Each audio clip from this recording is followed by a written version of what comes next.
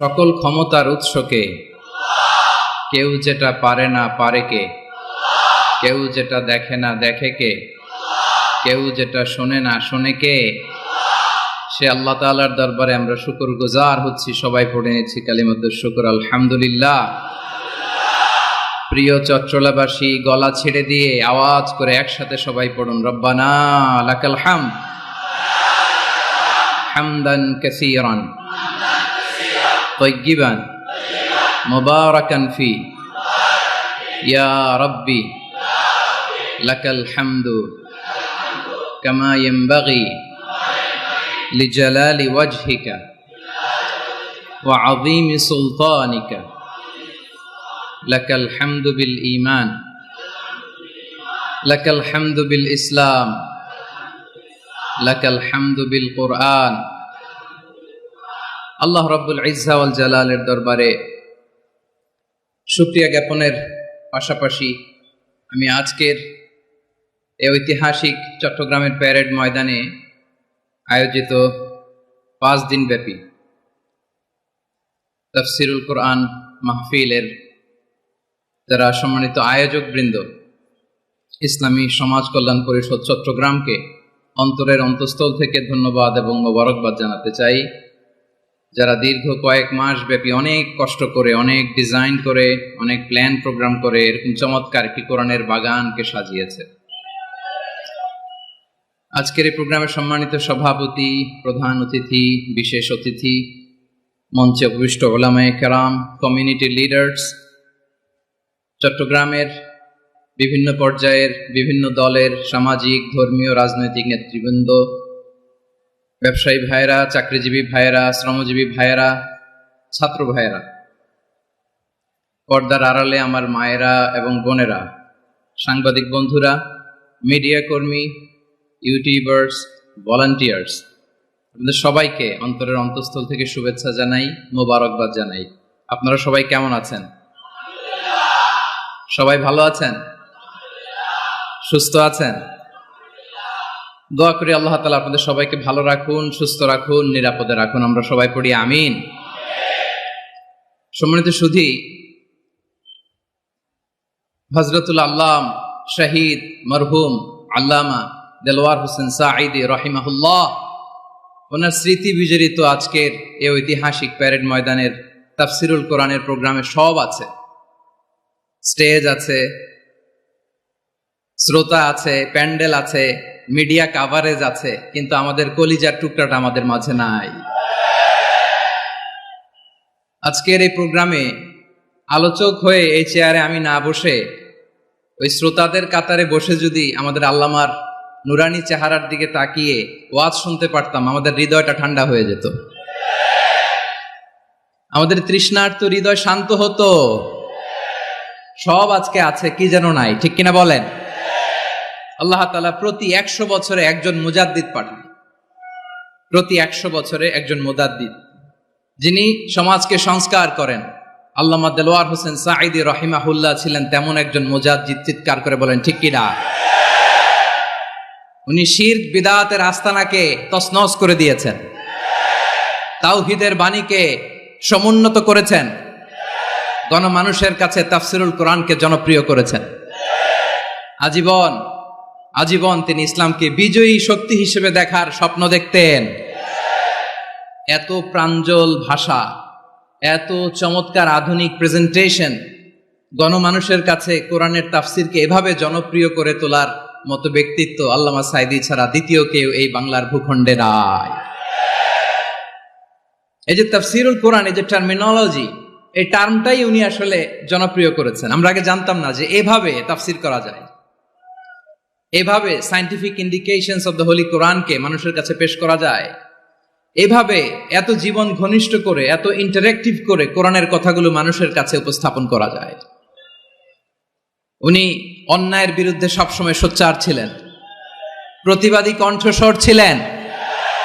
ওনার আলোচনা শুনলে দেহের রক্ত টকবক করে ফুটতে থাকতো। আল্লাহু আকবার, আল্লাহু আকবার, আল্লাহু আকবার। He was a strong mouthpiece of Islamic revivalism. Islamic জাগরণের স্ট্রং মাউথপিস ছিলেন আল্লামা সাঈদী রাহিমাহুল্লাহ। অনেক দোয়া পেয়েছেন। আমরা পড়েছি, এমন জীবন তুমি করিবে গঠন, মরণে হাসিবে তুমি, কাঁদিবে ভুবন। গোটা বিশ্বকে তিনি কাঁদিয়েছেন। আল্লামা যখন ইন্তেকাল করলেন, আমি তখন মালয়েশিয়া থেকে যুক্তরাষ্ট্রে একটা কনফারেন্সে যোগ দিতে যাচ্ছি, কাতার এয়ারলাইন্সে। মালয়েশিয়া থেকে দোহাতে নামলাম। দোহায় যখন আমার ট্রানজিট, তখন শুনতে পেলাম যে আল্লামা বিদায় নিয়েছেন। সোশ্যাল মিডিয়ায় শুনে বিশ্বাস করতে পারলাম না। মুহূর্তের মধ্যেই মাসুদ সাইদি ভাইকে মেসেজ করলাম, উনি কোনো উত্তর দিতে পারলেন না। মাসুদ ভাইয়ের সাথে যখন কোলাকুলি করি, আমাদের শামীম ভাইয়ের সাথে যখন কোলাকুলি করি, মনে হচ্ছে আল্লামা সাইদির ঘ্রাণ পাই। শরীরটা লিটারালি কাঁপছিল, নিজেকে মানাতে পারছিলাম না, বিশ্বাস করতে পারছিলাম যে আসলে আল্লামা বিদায় নিয়েছেন। ইন দ্য মিন টাইম আমার সেকেন্ড ফ্লাইট, দোহা টু নিউ ইয়র্ক, 12 ঘন্টার ফ্লাইটে উঠলাম। ইন্টারনেট থেকে বিচ্ছিন্ন হলাম। নামার পরে শুনলাম আল্লাহু আকবার, যেখানে ওনাকে কবরস্থ করার কথা ছিল সেখানেও কবর দিতে দেয়া হয় নাই। ছবিগুলো দেখতে লাগলাম, হাসিমাখা মুখ, হাসিমাখা নিথর দেহটা, মরণে হাসিবে তুমি, কাঁদিবে ভুবন। From east to west, from north to south, the entire globe, গোটা বিশ্ব ওনার জন্য কেঁদেছে। গোটা বিশ্ব কেঁদেছে, কাবার গিলাফ ধরে ধরে মানুষ চিৎকার করেছে। এর চেয়ে শ্রেষ্ঠ মৃত্যুকার হতে পারে? আমাদের আল্লামার আর কি পাওয়ার ছিল বলেন? আর কি পাওয়ার ছিল? কুল্লু নাফসিন যায়িকাতুল মাউত, যারাই দুনিয়াতে আসবে তারা ইন্তেকাল করবে, এটা আমরা মেনে নেই, এটা আমরা জানি। কিন্তু অবাক করা বিষয় হচ্ছে, আমরা আজও জানি না আমাদের আল্লামার মৃত্যু কি স্বাভাবিক হয়েছে নাকি এটা পরিকল্পিত মেডিকেল কিলিং ছিল। এটা যে পরিকল্পিত মেডিকেল কিলিং ছিল, এটা ধারণা করার পেছনে অনেক কারণ আছে। তিনি আধিপত্যবাদের বিরুদ্ধে সোচ্চার ছিলেন, ফ্যাসিবাদের বিরুদ্ধে সোচ্চার ছিলেন, রাজনৈতিক প্রতিহিংসার শিকার ছিলেন। এজন্য এটা মেডিকেল কিলিং হতে পারে, এ ধারণা আমরা করতেই পারি। আওয়াজ করে বলেন ঠিক কিনা? যেই সময়টা আমরা কাটাচ্ছি, এত সুন্দর সময় বাংলাদেশ আর পাবে না। আমাদের জন্মের পর থেকে এরকম চমৎকার সময় আমরা পাই নাই। এটাই আসল সময়। আমরা ইন্টারিম গভর্নমেন্টের কাছে দাবি জানাই, উচ্চতর তদন্ত কমিটি করে এটা কি হত্যাকাণ্ড ছিল নাকি স্বাভাবিক মৃত্যু ছিল, এই রিপোর্ট গণমানুষের কাছে প্রচার করে জানাতে হবে। এই দাবির সাথে কি সবাই আপনারা একমত? কারা কারা একমত হাত তুলে দেখান।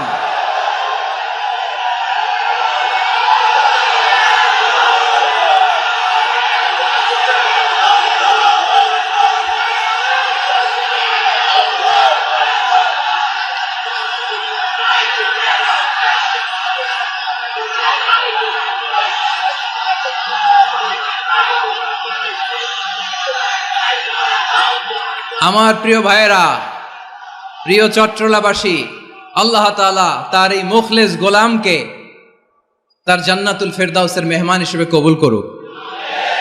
তার জীবনের সকল খেদমাগুলোকে কবুল করুক। জান্নাতুল ফেরদাউসের আলা মাকামে তাকে মেহমান হিসেবে কবুল করুক। আল্লামা শহীদ দেলোয়ার হোসেন সাঈদী রাহিমাহুল্লাহ, উনি ছাড়াও এই ঐতিহাসিক ময়দানে কথা বলেছেন আল্লামা লুৎফুর রহমান রাহিমাহুল্লাহ। চলে গিয়েছেন আমাদেরকে ছেড়ে। তিনি বলতেন, ইনশাআল্লাহ মিজান আবার আসবে। হুজুর, আমি তো আসলাম, আপনি তো আমাদেরকে ছেড়ে চলে গেলেন। আল্লাহু আকবার, আল্লাহু আকবার, আল্লাহু আকবার। গলায় কোনো সুর ছিল না, সুর দিয়ে কথা বলতেন না, কিন্তু এত চমৎকার শব্দের বুনন, এত চমৎকার প্রেজেন্টেশন, এত চমৎকার ভাবে ঐতিহাসিক বর্ণনাগুলো তিনি উপস্থাপন করতেন। মন্ত্রমুগ্ধ হয়ে আমরা আল্লামা লুৎফুর রহমানের কথা শুনেছি। আমরা হযরতুল আল্লাম লুৎফুর রহমান রাহিমাহুল্লাহর জন্য এই বিশাল ময়দান থেকে দোয়া করছি, আল্লাহ তাআলা তুমি তোমার এই খাদেমকে জান্নাতের মেহমান হিসেবে কবুল করে নাও। আরো অনেক আল্লামারা এখানে কথা বলেছেন, বিশেষ করে বাইতুল শরফের মরহুম পীর সাহেব হুজুর থেকে শুরু করে আরো যারা যারা তারকাতুল্য ওলামায়ে কেরাম এই চট্টগ্রামের ময়দানে কথা বলেছেন, আলো ছড়িয়েছেন। আমরা এই লক্ষ লক্ষ তাওহীদি জনতাকে নিয়ে তাদের জন্য দোয়া করছি, আল্লাহ তাআলা ওনাদের জীবনের সকল ভুল ত্রুটি ক্ষমা করে দিয়ে তাদেরকে জান্নাতুল ফেরদাউসের মেহমান বানিয়ে নিক। প্রিয় ভাইয়েরা, আমি নগণ্য একজন কোরআনের ছাত্র। এত বিশাল মঞ্চে, এত বড় প্ল্যাটফর্মে কথা বলা আমার জন্য সাজে না। তারপরও আমাদের মুরব্বীরা আমাদের ডানে বায়ে বসে আছেন, ওনাদের আদেশ ক্রমে, ওনাদের অনুমতি ক্রমে কিছু কথা আজকের এই ঐতিহাসিক প্রোগ্রামে আপনাদের সামনে উপস্থাপন করার চেষ্টা করব। ওমা তৌফিক ইল্লা বিল্লাহ। প্রিয় ভাইয়েরা, 5 দিন ব্যাপী এই তাফসিরুল কোরআনের প্রোগ্রামে অনেক ওলামা হযরত কথা বলেছেন। যারা কোরআন সুন্নাহ থেকে আমাদেরকে কোরআনের কথাগুলো শোনালেন, আমরা যেন সেগুলো আমল করতে পারি, আল্লাহ আমাদেরকে তৌফিক দান করুক। শুরুতে আমাদের নিয়তটাকে খালেস করে নেওয়া দরকার। এই যে গ্যাদারিং, এই যে হিউজ শোডাউন, এগুলো যদি আমাদের নিজেদেরকে পরিবর্তন না করে, তাহলে এতে কোনো লাভ নাই। জোরে বলেন ঠিক কিনা? এই প্রোগ্রাম যদি আমাদের জীবনকে পরিবর্তন করে, আমাদের চিন্তার ডিএনএ কে চেঞ্জ করে দেয়, তাহলেই চট্টগ্রামের প্যারেড ময়দান সার্থক। আসুন আমরা চিন্তাকে খালেস করে নেই। আমরা সবাই নিয়ত করি যে যতটুকু কথা আমরা কোরআনের আলোকে শুনবো, আমলের নিয়তে শুনবো ইনশাআল্লাহ। বলেন সবাই। আপনারা সবাই ঠিকঠাক আছেন তো? কখন আসছেন? আপনারা সবাই আসছেন কখন? সকালে, কেউ দুপুরে, 9টায়? আল্লাহ আল্লাহ আল্লাহ। দুপুরের খাবার খাওয়ার সুযোগ হয়েছিল? খান নাই? রোজা রাখছেন? আহা, আমি কি দিয়ে বিদায় দেব আমার এই ভাইগুলোরে? আল্লাহ, তুমি আমার ভাইগুলোরে কবুল করো। ইসলামের পক্ষের এই গণজোয়ারকে আগামীর বাংলাদেশের ইসলামের জন্য তুমি কবুল করো। যেই ভালোবাসা ইসলামের জন্য হয়, যেই গণজোয়ার কোরআনের জন্য হয়, পৃথিবীর কোন শক্তি দিয়ে সেটাকে আটকানো যায় না। জোরে বলেন ঠিক কিনা? এজন্য গ্রাজুয়ালি, সিস্টেম্যাটিক্যালি, মেথোডোলজিক্যালি আমাদেরকে আগাতে হবে, শুধু আবেগ দিয়ে নয়। বিবেকেরও দরকার আছে না নাই? প্রিয় ভাইয়েরা, আসুন, আমাদের কথা অনেক বেশি, সময় অনেক কম। আমরা আর কাল বিলম্ব না করে মহাবিশ্বয় মহাগ্রন্থ আল কোরআন আল কারীম থেকে কিছু কথা শুনি। আমি যেই টপিকটা নিয়ে আজকের ঐতিহাসিক চট্টগ্রামের প্যারেড ময়দানের তাফসিরুল কোরআন প্রোগ্রামে আলোচনা করব, সেটা হচ্ছে সূরাতু আন-নাহলের 90 নম্বর আয়াত নিয়ে কিছু কথা আমরা উপস্থাপন করবার চেষ্টা করব ইনশাআল্লাহ। আমার খুতবার শুরুতেই আপনারা মোটামুটি আন্দাজ করে ফেলেছেন যে আমি কি নিয়ে আলোচনা করব, কারণ যে আয়াতটি আমি তেলাওয়াত করেছি, এই আয়াতটি প্রায়শই এই ভূখণ্ডে, এই বাংলাদেশে জুমার দিনে খতিব সাহেবরা দ্বিতীয় খুতবা শেষের দিকে পড়ে না? কি কমন পড়ছে? ইন্নাল্লাহা ইয়া'মুরু বিল আদলি ওয়াল ইহসান ওয়া ইতা'i যিল কুরবা ওয়া ইয়ানহা আনিল ফাহশাই ওয়াল মুনকারি ওয়াল বাগি ইয়া'iদুকুম লাআল্লাকুম তাযাক্কারুন। মুখস্থ আছে না সবার? আসুন আমরা এই আয়াতের সরল অর্থ, এর মর্মবাণী, এর সংক্ষিপ্ত তাফসীর সবাই মিলে আজকের এই প্রোগ্রাম থেকে উদ্ধার করার চেষ্টা করি। আপনারা মনোযোগী আছেন তো? ইনশাআল্লাহ। এই আয়াতটা অনেক কম্প্রিহেন্সিভ একটা আয়াত। সাইয়েদনা আব্দুল্লাহ ইবনে মাসউদ রাদিয়াল্লাহু তাআলা আনহু উনি বলেছেন, ইন্নাহা মিন আজমাই আয়াতিল কুরআন। এটা কোরআনের সবচেয়ে জামে মানে আয়াত। যদিও ছোট্ট আয়াত, অল্প কিছু কথামালা, কিন্তু তিনি বলতেন এটা কোরআনের সবচাইতে জামে মানে সবচেয়ে কম্প্রিহেন্সিভ একটা আয়াত, যেখানে কথা কম, শব্দ কম, কিন্তু এটার দোতনা, এটার আবেদন, এটার মিনিং অনেক বেশি। সুবহানাল্লাহ। এই আয়াতে আল্লাহ তাআলা বেসিক্যালি আমাদেরকে 3টা বিষয়ে আদেশ করেছেন আর 3টা বিষয়ে বারণ করেছেন, মানে নিষেধ করেছেন। আওয়াজ করে বলুন, আদেশ করেছেন কয়টা? প্রিয় চট্টলার ভাইয়েরা, আমার মতো এই যে 3 আঙ্গুল উঁচু করে বলেন, আদেশ করেছেন কয়টা? আবার নিষেধও কয়টা? মানবো তো আমরা ইনশাআল্লাহ? বলেন সবাই। 3 do's and 3 don'ts, do's and don'ts। 3টা আদেশ, 3টা নিষেধ। এই 3টা আদেশ আর 3টা নিষেধের ভেতরে আল্লাহ তাআলা গোটা ইসলামী শরিয়ার মূল নির্যাসকে ঢুকিয়ে দিয়েছেন। সুবহানাল্লাহ। এই ছোট্ট একটা আয়াতে গোটা ইসলামী শরিয়ার, the gist, the cream of the creams, গোটা ইসলামী শরিয়ার মূল নির্যাসকে আল্লাহ ঢুকিয়ে দিয়েছেন।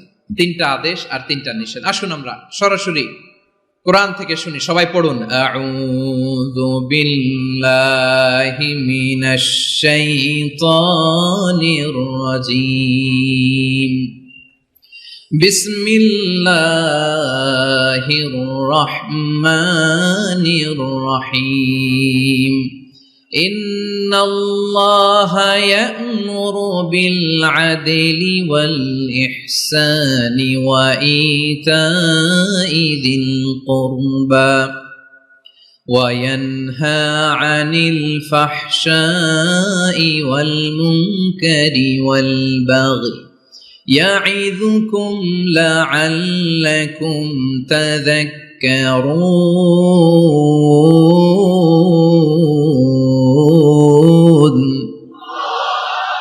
আল্লাহ তাআলা ইরশাদ করছেন ইন্নাল্লাহা ইয়া'মুরু বিল আদলি ওয়াল ইহসান, নিশ্চয় আল্লাহ তাআলা তোমাদেরকে ন্যায় বিচারের আদেশ দেন, সদাচরণের আদেশ দেন, নিকট আত্মীয়দেরকে দানের আদেশ দেন। আদেশ কয়টা? আওয়াজ করে সবাই বলুন তো কয়টা? নিশ্চয় আল্লাহ তাআলা তোমাদেরকে ন্যায় বিচারের আদেশ দেন, সদাচরণের আদেশ দেন, তিনি তোমাদের নিকট আত্মীয়দেরকে দানের আদেশ দেন, আর তিনি তোমাদেরকে অশ্লীলতা থেকে নিষেধ করেন, মন্দ কাজ থেকে নিষেধ করেন, অবাধ্যতা সীমা লঙ্ঘন থেকে নিষেধ করেন। তিনি তোমাদেরকে উপদেশ দেন যাতে তোমরা শিক্ষা গ্রহণ করো। সুবহানাল্লাহ। উপদেশ দিচ্ছে স্বয়ং কে? তিনটা জিনিসের আদেশ। ইয়া'মুরু বিল আদল, সুবিচার ন্যায় বিচারের আদেশ তিনি দেন। ইহসানের আদেশ দেন, যাতে আমরা ইহসান করি, একে অপরের প্রতি সুবিচার করি, মহানুভবতা দেখায়, অনুগ্রহ দেখায়, আর নিকট আত্মীয়দেরকে যেন আমরা দান করি। এই তিনটা আদেশ তিনি দিয়েছেন। আর কোন তিনটা জিনিস থেকে তিনি বারণ করেছেন? অশ্লীলতা, ফাহশা, মুনকার, মানে সব মন্দ আর অসৎ কাজ, এগুলো থেকে তিনি আমাদেরকে বারণ করেন। ওয়াল বাগি, অবাধ্যতা, সীমা লঙ্ঘন, এই তিনটা কাজ থেকে তিনি আমাদেরকে বারণ করেন। তিনি আমাদেরকে উপদেশ দেন, স্বয়ং আল্লাহ তাআলা আমাদেরকে উপদেশ দেন যাতে করে আমরা শিক্ষা গ্রহণ করি। সুবহানাল্লাহ পড়ে। তাহলে আসুন আমরা ধরে ধরে একটা একটা করে সামনের দিকে আগাই। আল্লাহ তাআলা প্রথমে আমাদেরকে আদেশ দিয়েছেন আদালের। ইন্নাল্লাহা ইয়া'মুরু বিল আদল, আওয়াজ করে বলুন আল আদাল। সবাই পড়ুন আল আদাল। আমরা উর্দু জানি, হিন্দি জানি, অনেকে ইংরেজিও জানি, কিন্তু আরবি শব্দগুলো আমাদের মুখ দিয়ে বেরোতে চায় না। আওয়াজ করে বলুন আল আদাল। মাশাআল্লাহ। ইন্নাল্লাহা ইয়া'মুরু বিল আদল, আল্লাহ তাআলা আমাদেরকে আদলের আদেশ দেন। আদল অনেকে না বুঝলেও আদালত শব্দটা বুঝবেন। আদালত, আদালত, আদালত বুঝেন না? যেখানে বিচার কার্যের ফয়সালা করা হয়, কোর্ট কাচারি আদালত, এটা তো ভেরি কমন। এটা শুনছেন না সবাই? আদালত, যেখানে ন্যায় বিচার হবে, সুশাসন হবে। কিন্তু ভাগ্যের কি নির্মম পরিহাস, ওখান থেকে মিথ্যা সাক্ষী দিয়ে মনমতো রায় দিয়ে দেয়া হয়। এগুলোর পরিবর্তন হওয়ার দরকার আছে না নাই? প্রিয় ভাইয়েরা, আদালত, আল আদল, ইংরেজিতে বলে জাস্টিস, ন্যায় বিচার, সুবিচার, সুশাসন, জাস্টিস, আল আদল, সব জায়গায় এই জাস্টিস থাকা দরকার। Justice should be prevailed in the society. The mission of all prophet was to uphold the justice. সব নবীর মিশন ছিল এই জাস্টিসকে, আদালকে, সুশাসন আর সুবিচারকে নিশ্চিত করা। পড়েন সুবহানাল্লাহ। And the core message of every divine scripture was to uphold justice. পৃথিবীর সব আসমানি কিতাবের মূল শিক্ষা ছিল এই জাস্টিসকে সমাজে এনশিওর করা, সুবিচার, সুশাসনকে এনশিওর করা। তাহলে প্রিয় ভাইরা, আমরা বুঝতে পারলাম আল আদ শব্দের মানে হচ্ছে ইনসাফ বা সুবিচার বা ন্যায় বিচার। এটা হচ্ছে একটা general meaning, very general meaning. আপনি যদি ইন ডেপথ বুঝতে চান, আরো ভেতরে যান, তাহলে আদাল মানে হচ্ছে সমন্বয়, আদাল মানে হচ্ছে ভারসাম্য, ব্যালেন্স। আদাল মানে হচ্ছে মধ্যম পন্থা। সুবহানাল্লাহ পড়েন।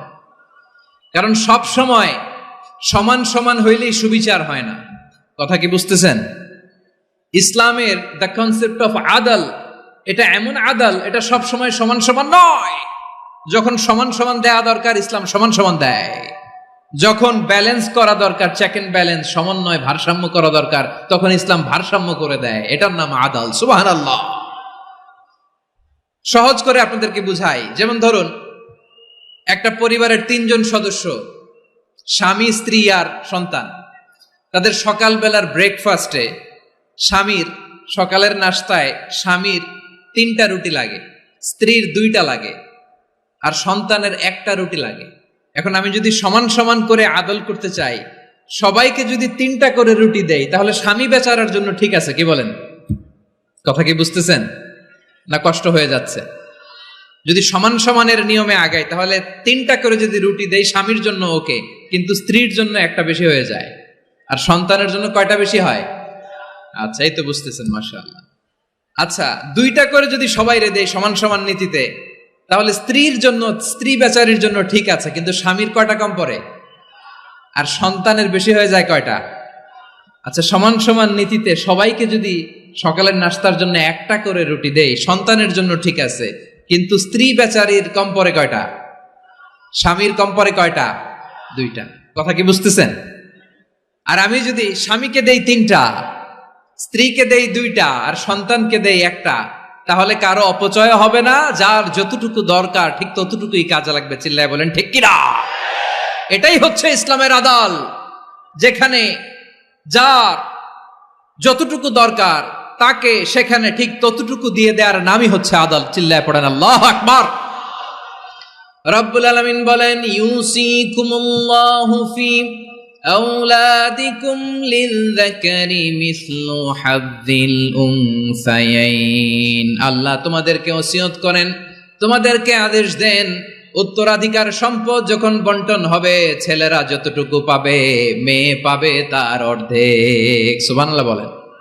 দেখেন, ছেলে যদ্দূর, মেয়ে অর্ধেক, ছেলে ডবল পাবে। আপাত দৃষ্টিতে মনে হয় এখানে অবিচার হয়েছে, কিন্তু আসলে কি অবিচার হয়েছে? আপনি বিয়ের ক্ষেত্রে যান, ওইখানে আবার ছেলে মোহরানা দেয়, মেয়ে সেখানে মোহরানা পায়, তাহলে চেক এন্ড ব্যালেন্স, ভারসাম্য, ব্যালেন্স, মধ্যম পন্থা এখানে আছে না নাই?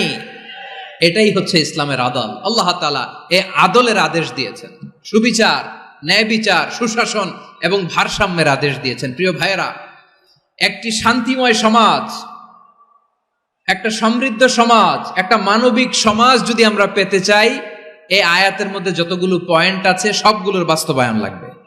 কথা বুঝতে পেরেছেন? বলেন, আওয়াজ করে বলেন, আমরা একটা শান্তির সমাজ চাই কি চাই না? আমরা একটা সমৃদ্ধ বাংলাদেশ চাই কি চাই না? আমরা একটা মানবিক বাংলাদেশ চাই কি চাই না? এই আয়াতে আল্লাহ তাআলা একটা মানবিক সমাজের রূপরেখা টেনেছেন। তার প্রথম কথা হচ্ছে, ইন্নাল্লাহা ইয়ামুরু বিল আদল। আল্লাহ তাআলা তোমাদেরকে আদলের নির্দেশনা দেয়, সুবিচার, সুশাসনের নির্দেশনা দেয়। যে সমাজে আদল থাকে না, সেই সমাজে জুলুম মানুষের ঘাড়ে চেপে বসে। আদলের বিপরীত হচ্ছে জুলুম। আদলের বিপরীত কি? জুলুম বা জাওর, অত্যাচার, অবিচার, বৈষম্য। এই যে বৈষম্য বিরোধী ছাত্র আন্দোলন কমন পড়ছে, এই যে একজন সমন্বয়ক তো দেখা করলো আমার সাথে। জুলুম মানে হচ্ছে বৈষম্য। বৈষম্যের স্থান ইসলামে নাই, অবিচারের স্থান ইসলামে নাই, জুলুমের স্থান ইসলামে নাই। আল্লাহ তাআলা বলেন যে আমি জুলুমকে নিজের জন্য হারাম করেছি এবং তোমাদের জন্য হারাম করেছি। বিশ্বনবী ফরমান, আল্লাহ তাআলা বলেন হাদিসে কুদসিতে, ইয়া ইবাদি ইন্নী হারামতুয যুলমা আলা নাফসি ওয়া জাআলতুহু বাইনাকুম মুহাররামান ফালা তাযালামু। আমার গোলামেরা শোনো, নিশ্চয় আমি আল্লাহ তাআলা জুলুমকে আমি আমার উপরে হারাম করেছি, অনুরূপভাবে জুলুম করাকে তোমাদের উপরেও হারাম করেছি। ফলে ফালা তাযালামু, তোমরা একে অপরের সাথে জুলুম করো না। নির্দেশনাটা কার? খবরদার, জুলুমের সাথে আমাদের কোনো সম্পর্ক, জুলুমের সাথে ইসলামের কোনো সম্পর্ক নাই।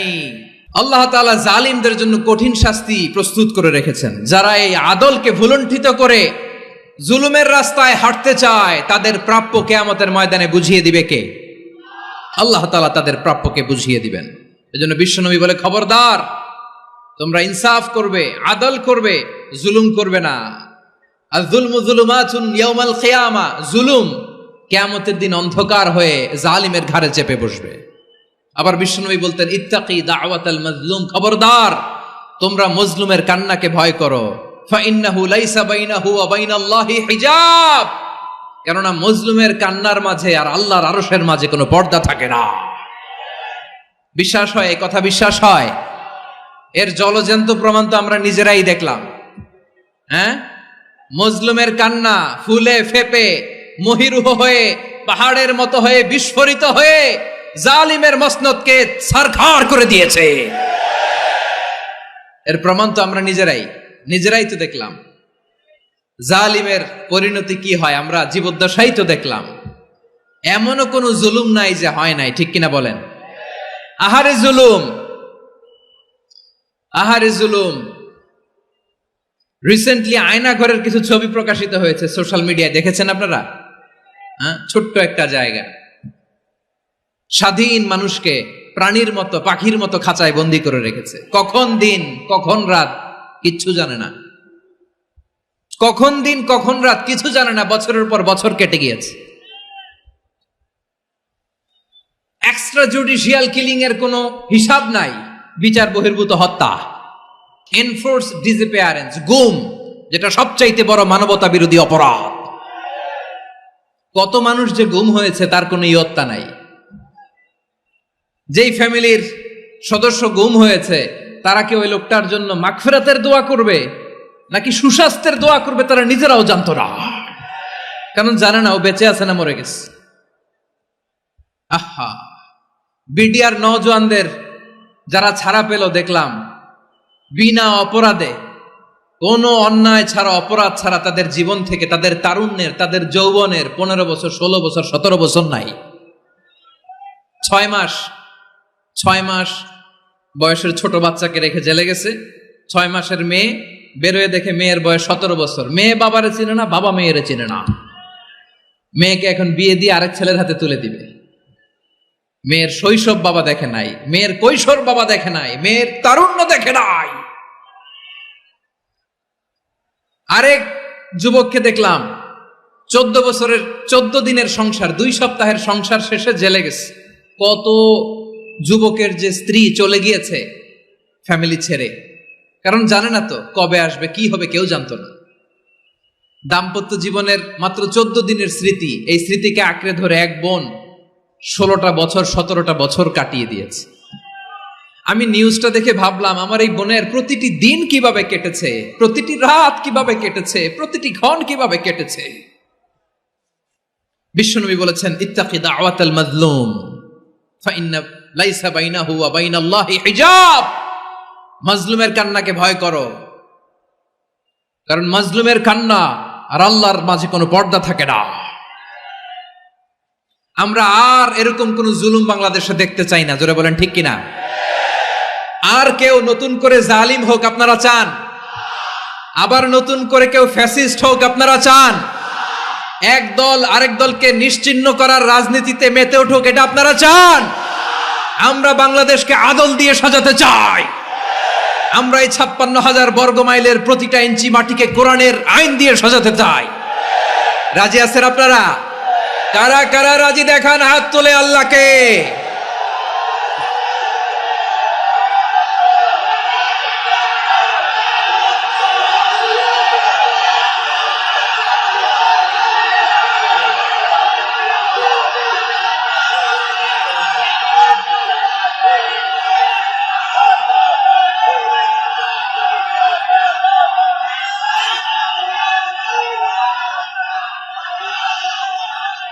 বসুন আমার প্রিয় বীর চট্টলার তৌহিদি মুসলমান, আমরা আর নতুন করে কেউ জালিম হোক এটা চাই না।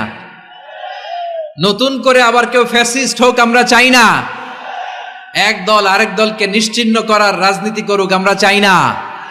আমরা সুশাসনের বাংলাদেশ চাই। আমরা মানবিক বাংলাদেশ চাই। আমরা একটা সমৃদ্ধ বাংলাদেশ চাই। আমরা বিশ্বের বুকে সম্মান নিয়ে মাথা উঁচু করে দাঁড়াতে চাই, ঠিক কিনা বলেন? আল্লাহ বললেন, এটা যদি তোমরা চাও, একটা সমৃদ্ধ সমাজ যদি বিনির্মাণ করতে চাও, মানবিক সমাজ যদি বিনির্মাণ করতে চাও, আমি তোমাদেরকে সেজন্য প্রথমে আদালতের নির্দেশ দিলাম। ইন্নাল্লাহা ইয়া'মুরু বিল আদল, নিশ্চয় আল্লাহ তাআলা তোমাদেরকে ন্যায় বিচার সুশাসন এটার আদেশ দেন। সুবহানাল্লাহ। আদাল, ন্যায় বিচারের আদেশ আল্লাহ তাআলা কোরআনের বিভিন্ন আয়াতে দিয়েছেন। আল্লাহ তাআলা বলছেন, ইন্নাল্লাহা يأمركم أن تؤدوا الأمانات إلى أهلها وإذا حكمتم بين الناس أن تحكموا بالعدل إن الله نعم ما يعظكم به إن الله كان سميعا بصيرا আল্লাহ তাআলা বললেন, আল্লাহ আদেশ দিচ্ছেন যে ব্যক্তি আমানতের হকদার তার হাতে তোমরা আমানত পৌঁছে দাও। আর যখন তোমরা বিচার কার্য করবে, বিচার ফয়সালা করবে, আদালতের সাথে করো। সুবহানাল্লাহ বলেন। ওয়া ইযা হাকামতুম বাইনান নাসি আন তাহকুমু বিল আদল, আদালতের সাথে করবা। আল্লাহ তাআলা বলেন যারা জাজ হবে, বিচারক হবে, তাদের যদি বাদী বিবাদীর কারো সাথে শত্রুতা থাকে, কারো সাথে যদি কোনো ধরনের রেষারেষি থাকে, আল্লাহ বলেন বিচার কার্য করতে যে ওই শত্রুতা রেষারেষির কারণে আদালতের বাইরে যে অবিচার করে বিচার করো না। ওয়ালা ইয়াজরিমান্নাকুম শানাআনু কওমিন আলা আল্লা তা'দিলু ই'দিলু হুয়া আকরাবু লিত্তাকওয়া ওয়াত্তাকুল্লাহা ইন্নাল্লাহা খাবীরুম বিমা তা'মালুন। খবরদার কোন জাতির প্রতি, কোন গোষ্ঠীর প্রতি, কোন গোত্রের প্রতি আক্রোশ যেন তোমাদেরকে ন্যায় বিচার থেকে দূরে সরিয়ে না দেয়, বরং আমি আল্লাহর আদেশ হলো ই'দিলু, তোমরা আদল করো, ন্যায় বিচার করো, সুবিচার করো, সুশাসন প্রতিষ্ঠা করো। হুয়া আকরাবু লিত্তাকওয়া, এটাই তাকওয়ার সবচেয়ে কাছাকাছি। সুবহানাল্লাহ বলেন। কোরআনের বিভিন্ন আয়াতে আল্লাহ তাআলা স্পেসিফিকলি ধরে ধরে বিচার করার সময় আমরা যেন আদল করি সেটা বলেছেন। কোরআনের কোন কোন জায়গায় আল্লাহ তাআলা এই আল আদ শব্দটা ব্যবহার করেছেন। আবার একই জিনিস ইনসাফ, সুবিচার, সুশাসন, ন্যায় বিচার, ন্যায় পরায়ণতা বুঝাতে আল্লাহ তাআলা কখনো কখনো আল কিসত শব্দটা ব্যবহার করেছেন। আওয়াজ করে সবাই বলুন আল কিসত। প্রিয় ভাইরা, সবাই আওয়াজ করে আমার সাথে সাথে বলুন আল কিসত। আল্লাহ তাআলা বলেন ওয়া ইন হাকামতা ফাহকুম বাইনাহুম বিল কিসতি ইন্নাল্লাহা ইউহিব্বুল মুকসিতিন। যখন তুমি বিচার করবে, বিশ্বনবীকে উদ্দেশ্য করে অ্যাড্রেস করে বললেন, নবী হে, ইহুদিরা কোনো বিষয়ে মীমাংসার জন্য যদি আপনার দরবারে আসে, যদি বিচার করতে হয়, খবরদার অবিচার করবেন না। ফয়সালা যেটা করবেন কিসতের সাথে করবেন, ন্যায় পরায়ণতার সাথে করবেন, কারণ ইন্নাল্লাহা ইউহিব্বুল মুকসিতিন, নিশ্চয় আল্লাহ রাব্বুল ইজ্জাত ন্যায় পরায়ণশীলদেরকে বড্ড ভালোবাসেন। সুবহানাল্লাহ বলেন। ন্যায় পরায়ণ লোকদেরকে আল্লাহ তাআলা বড্ড ভালোবাসেন। অন্য আয়াতে আল্লাহ তাআলা বলছেন وَنَضَعُ الْمَوَازِينَ الْقِسْطَ لِيَوْمِ الْقِيَامَةِ فَلَا تُظْلَمُ نَفْسٌ شَيْئًا। আমি কিয়ামতের দিন ন্যায় পরায়ণতার মানদণ্ড স্থাপন করব, যেটাকে আমরা মিজানের পাল্লা বলি। আল্লাহ বলেন ন্যায় বিচারের মানদণ্ড কিয়ামতের ময়দানে আমি আল্লাহ স্থাপন করব।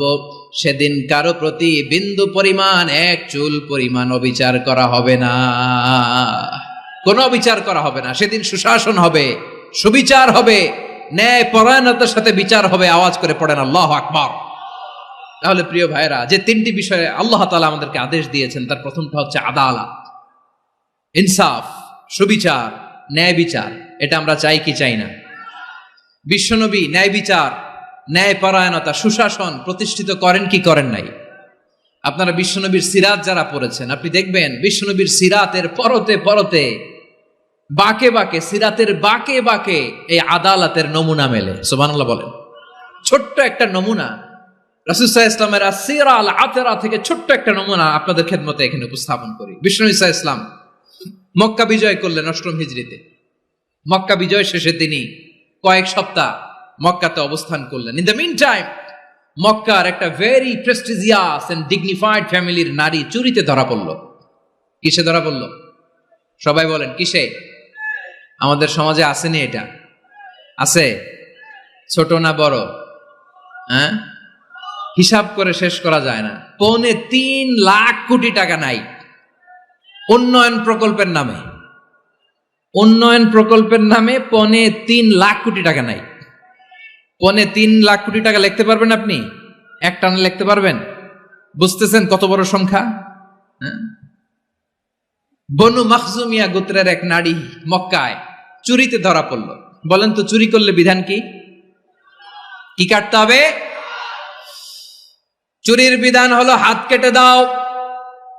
দাও সেটা গোপনে নয়, প্রকাশ্যে জনসম্মুখে হাত কেটে দাও। বনু মাখজুমিয়া গোত্রের নারী যখন চুরিতে ধরা পড়ল, সাহাবারা চিন্তায় পড়ে গেলেন। সবেমাত্র মক্কার লোকেরা কালিমা পড়ে মুসলমান হয়েছে, ইসলামের আইন কানুন তেমন জানে না, ইসলামী শরিয়ার সাথে বেশি পরিচিত নয়। এখন যদি বিশ্বনবী চুরির যেই বিধান এটা যদি কায়েম করে হাত যদি কেটে দেয়, না জানি মক্কার লোকেরা আবার বিগড়ে যায়, না জানি মক্কার লোকেরা আবার মুরতাদ হয়ে যায়, না জানি মক্কার লোকেরা ইসলাম থেকে দূরে সরে যায়। চলো চলো, সাহাবীরা মিলে পরামর্শ করলেন, চলো বিশ্বনবীর কাছে যে বলি, ও নবী, শুধু কেবলমাত্র একমাত্র এই নারীর জন্য চুরির হাত কাটার বিধানটা আপনি একটু থামিয়ে দেন। চুরির হাত কাটার যে বিধান এইখানে একটু রহিত করে দেন, বাকিগুলা কইরেন মদিনাতে যে চলবে, কিন্তু মক্কায় এবারের জন্য মাফ করে দেন। কিন্তু কে বলবে? এই যে পরামর্শ, সাজেশন, এটা কে দিবে বিশ্বনবীর কাছে? সাহাবারা চিন্তায় পড়ে গেলেন। আল্লাহর নবীর সামনে দাঁড়িয়ে আল্লাহর দেয়া হুদুদ, আল্লাহর দেয়া বিধান থামিয়ে দেওয়া, মাফ করে দেওয়া, এই কথা বিশ্বনবীর সামনে বলার সাহস তো কেউ রাখে না। কেউ কেউ বলল, বিশ্বনবীর পালক পুত্র যায়েদ বিন হারেসার সন্তান উসামারে বিশ্বনবী নাতির মতো আদর করে, বড্ড বেশি ভালোবাসে উসামারে। এজন্য সাহাবারা উসামাকে বলতো হিব্বু রাসূলিল্লাহ, বিশ্বনবীর ভালোবাসা। কি বলতো? সাহাবীরা বললেন, বিশ্বনবীর ভালোবাসা হিব্বু রাসূলিল্লাহ, উসামারে পাঠাও। উসামারে বিশ্বনবী নাতির মতো স্নেহ করে, মায়া করে, ভালোবাসে। আমরা পারবো না, উসামা পারবে। সবাই মিলে ফুলিয়ে ফুসিয়ে ছোট্ট ওসামাকে রাজি করালো। ওসামা এমন এমন কথা যে তুমি বিশ্বনবীর কাছে বলতে হবে, পারবা নাকি? ওসামা বলে, পারবো। সাইয়েদনা ওসামা রাদিয়াল্লাহু তাআলা আনহু তরুণ সাহাবী বিশ্বনবীর কাছে গেলেন, যে বললেন, নবী, বনু মাখজুমিয়া গোত্রের এক নারী চুরিতে ধরা পড়েছে, এবারের জন্য কি এই মহিলাটারে মাফ করে দিলে হয় না? এবারের জন্য একটু ক্ষমা করা যায় না নবী? বিশ্বনবী বলেন, আতাশফাউ ফি হাদ্দিম মিন হুদুদিল্লাহ, তোমার এত বড় সাহস উসামা, তুমি আল্লাহর হাত, আল্লাহর দেয়া বিধান, এটার ব্যাপারে সুপারিশ করতে এসেছো? তোমরা কি জানো তোমাদের আগে যত কওম, যত গোত্র, যত জনপদ ধ্বংস হয়েছে তার কারণ ছিল তাদের মধ্যে গরিবরা অন্যায় করলে তারা বিচার করত, আর ধনীরা অন্যায় করলে তারা মাফ করে দিত। খবরদার! ওয়া আইমুল্লাহ লাউ আন্না ফাতিমাতা বিনতি মুহাম্মাদিন সারাকাত লাকাতা মুহাম্মাদুন ইয়াদাহা। বিশ্বনবী বললেন, ওরে ওসামা, বানু মাখজুমিয়ার ওই প্রেস্টিজিয়াস এন্ড ডিগনিফাইড ফ্যামিলির মেয়ে তো দূর কি বাত, অনেক দূরের কথা। জেনে রেখো ওসামা, আমার কলিজার টুকরা, নয়নের পুটুলি ফাতেমাও যদি মক্কার জমিনে আজকে এই চুরির দায়ে ধরা পড়তো, আমি বিশ্বনবী মুহাম্মাদুর রাসূলুল্লাহ ধরে ফাতেমার ডান হাতটা কেটে দিতে এক বিলম্ব দেরি করতাম না। ইন্নাল্লাহা ইয়া'মুরু বিল আদল, আমাদেরকে জাস্টিস শিখায় পশ্চিমারা, আমাদেরকে ইনসাফ শিখায়, আমাদেরকে সুশাসন শিখায়। আর ইনসাফ, সুশাসন, ন্যায় বিচার, সুবিচার, জাস্টিস কারে বলে বিশ্বনবীর বায়োগ্রাফি থেকে জেনে নাও। এই ছিল বিশ্বনবী সাল্লাল্লাহু আলাইহি ইসলামের আদালতের নমুনা। আপনি যদি সাইয়েদনা ওমর ফারুকের জীবনের দিকে তাকান, এমন কঠোর, এমন বীর সেনানী ছিলেন। সাইয়েদনা ওমর ফারুক যদি রাস্তার এই মাথা দিয়ে হাঁটা শুরু করতেন, শয়তান ওমর ফারুককে দেখলে ওই রাস্তা রেখে দিয়ে অন্য রাস্তা দিয়ে হাঁটতো। সুবহানাল্লাহ। ওমর ফারুক রাদিয়াল্লাহু তাআলা আনহু কি পার্সোনালিটি ছিল, কি পার্সোনালিটি! আমাদের এলাকায় ছোট বাচ্চারা রাতে ভাত খেতে চায় না, আমার মেয়েটাও খেতে চায় না। এই এটা দিব, ওইটা দিব, আজকে মাহফিলে আসার সময় বলে দিছে লিস্ট করে এটা এটা আনতে হবে। তো ছোট্ট বাচ্চাদের অনেক বায়না থাকে, ওরা রাতে খেতে চায় না। তো মায়েরা বিভিন্ন ভয় দেখায়, এই বাঘ আসবে, বাঘ আসবে খাও, এই ভূত আসবে, ভূত আসবে খাও। আপনারা কি বলেন চট্টগ্রামে? কি আসবে? হ্যাঁ, ভূত। ভূত ভূত আসবে, বাঘ আসবে, খাও খাও খাও, তাড়াতাড়ি খাও। তো বাচ্চারা এগুলো শুনে ভয়ে খেতে শুরু করে। মদিনার জমিনেও একই ঘটনা ঘটতো। মদিনার ছোট্ট ছোট্ট সোনামণিরা খেতে চাইতো না, তো মায়েরা বলতো হা হুয়া ইয়াতি উমর, হা হুয়া ইয়াতি উমর, ওই যে উমর আসতেছে, উমর। ওমরে ফারুকের কথা শুনলে বাচ্চারা একেবারে ঠান্ডা। সুবহানাল্লাহ পড়বেন না? প্রভু তুমি বলেছ রাসূল দেবে না, বলনি দেবে না ওমর, বলনি দেবে না হামজা তারিক, খালিদ বিজয় সমর। প্রভু তুমি বলেছ রাসূল দেবে না, বলনি দেবে না ওমর, বলনি দেবে না হামজা তারিক, খালিদ বিজয় সমর। প্রভু তুমি বলেছ রাসূল দেবে না। আল্লাহু আকবার। ওমর ফারুক রাদিয়াল্লাহু তাআলা আনহু, ওনার কথা শুনলে গায়ের মধ্যে গুজবাম হয়, গায়ের পশমগুলো দাঁড়িয়ে যায়। সুবহানাল্লাহ বলেন। কি পার্সোনালিটি ছিল, কি ব্যক্তিত্ব ছিল। মুনাফিকরা ওমর ফারুককে জমের মতো ভয় পেতেন। শয়তান, খুদ শয়তান এই রাস্তা দিয়ে আসলে শয়তান অন্য রাস্তা দিয়ে হাঁটতো। ওমর ফারুক রাদিয়াল্লাহু তাআলা আনহুর জীবনে যদি দেখেন, তাহলে সেখানে আপনি আদালতের, ইনসাফের, সুশাসনের, জাস্টিসের নমুনা দেখতে পাবেন। কয়টা শুনবেন? সাইয়েদনা ওমর ফারুকের রাদিয়াল্লাহু তাআলা আনহুর সন্তান আব্দুর রহমান মিশরে মদ খেয়ে মদ্যপ অবস্থায় ধরা পড়েছে। মদ খাওয়ার কারণে, মদ যদি কেউ পান করে আর যদি প্রমাণিত হয়, তার বিচার হলো 80 বেত। আওয়াজ করে বলেন কয় বেত? বাংলাদেশেও তো এই আইন আছে নাকি? বাংলাদেশে আছে? হ্যাঁ, মদ খাইলে 80 বেত, এই আইন বাংলাদেশে চালু হোক। আমরা চাই কি চাই না? চাই সবাই। এজন্যই তো ইসলাম ভাল লাগে না। ইসলামকে ভাল লাগে না। ইসলামকে আউট করে রাখতে পারলেই তো এরকম বড় বড় বোতল খাওয়া যায়। একেবারে সহজ, পানির মতো সহজ হিসাব, একেবারে সহজ। ওমর ফারুক রাদিয়াল্লাহু তাআলা আনহুর ছেলে ভুল করে মদ পান করে ফেলেছিলেন।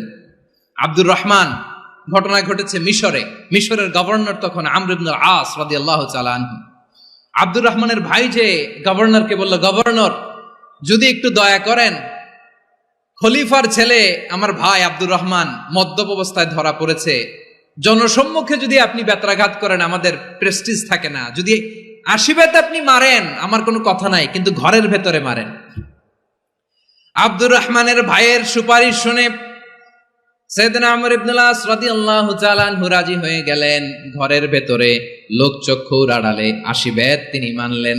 কিন্তু ঘটনাক্রমে এই কথা লুকিয়ে লুকিয়ে ঘরের ভেতরে 80 বেত মারার কথা সাইয়েদনা ওমর ফারুক মদিনা থেকে জানতে পারলেন। মদিনা থেকে তিনি ফরমান জারি করলেন, এই বিচার যেমনটি আমর ইবনুল আস আদায় করেছে, এটা প্রকৃতপক্ষে আদায় হয় নাই। আসো সবাই মদিনায় আসো, আমর ইবনুল আস মদিনায় আসো, আব্দুর রহমানও আসো, সবাই আসো, জনসম্মুখে এই বিচার কার্যকর করতে হবে।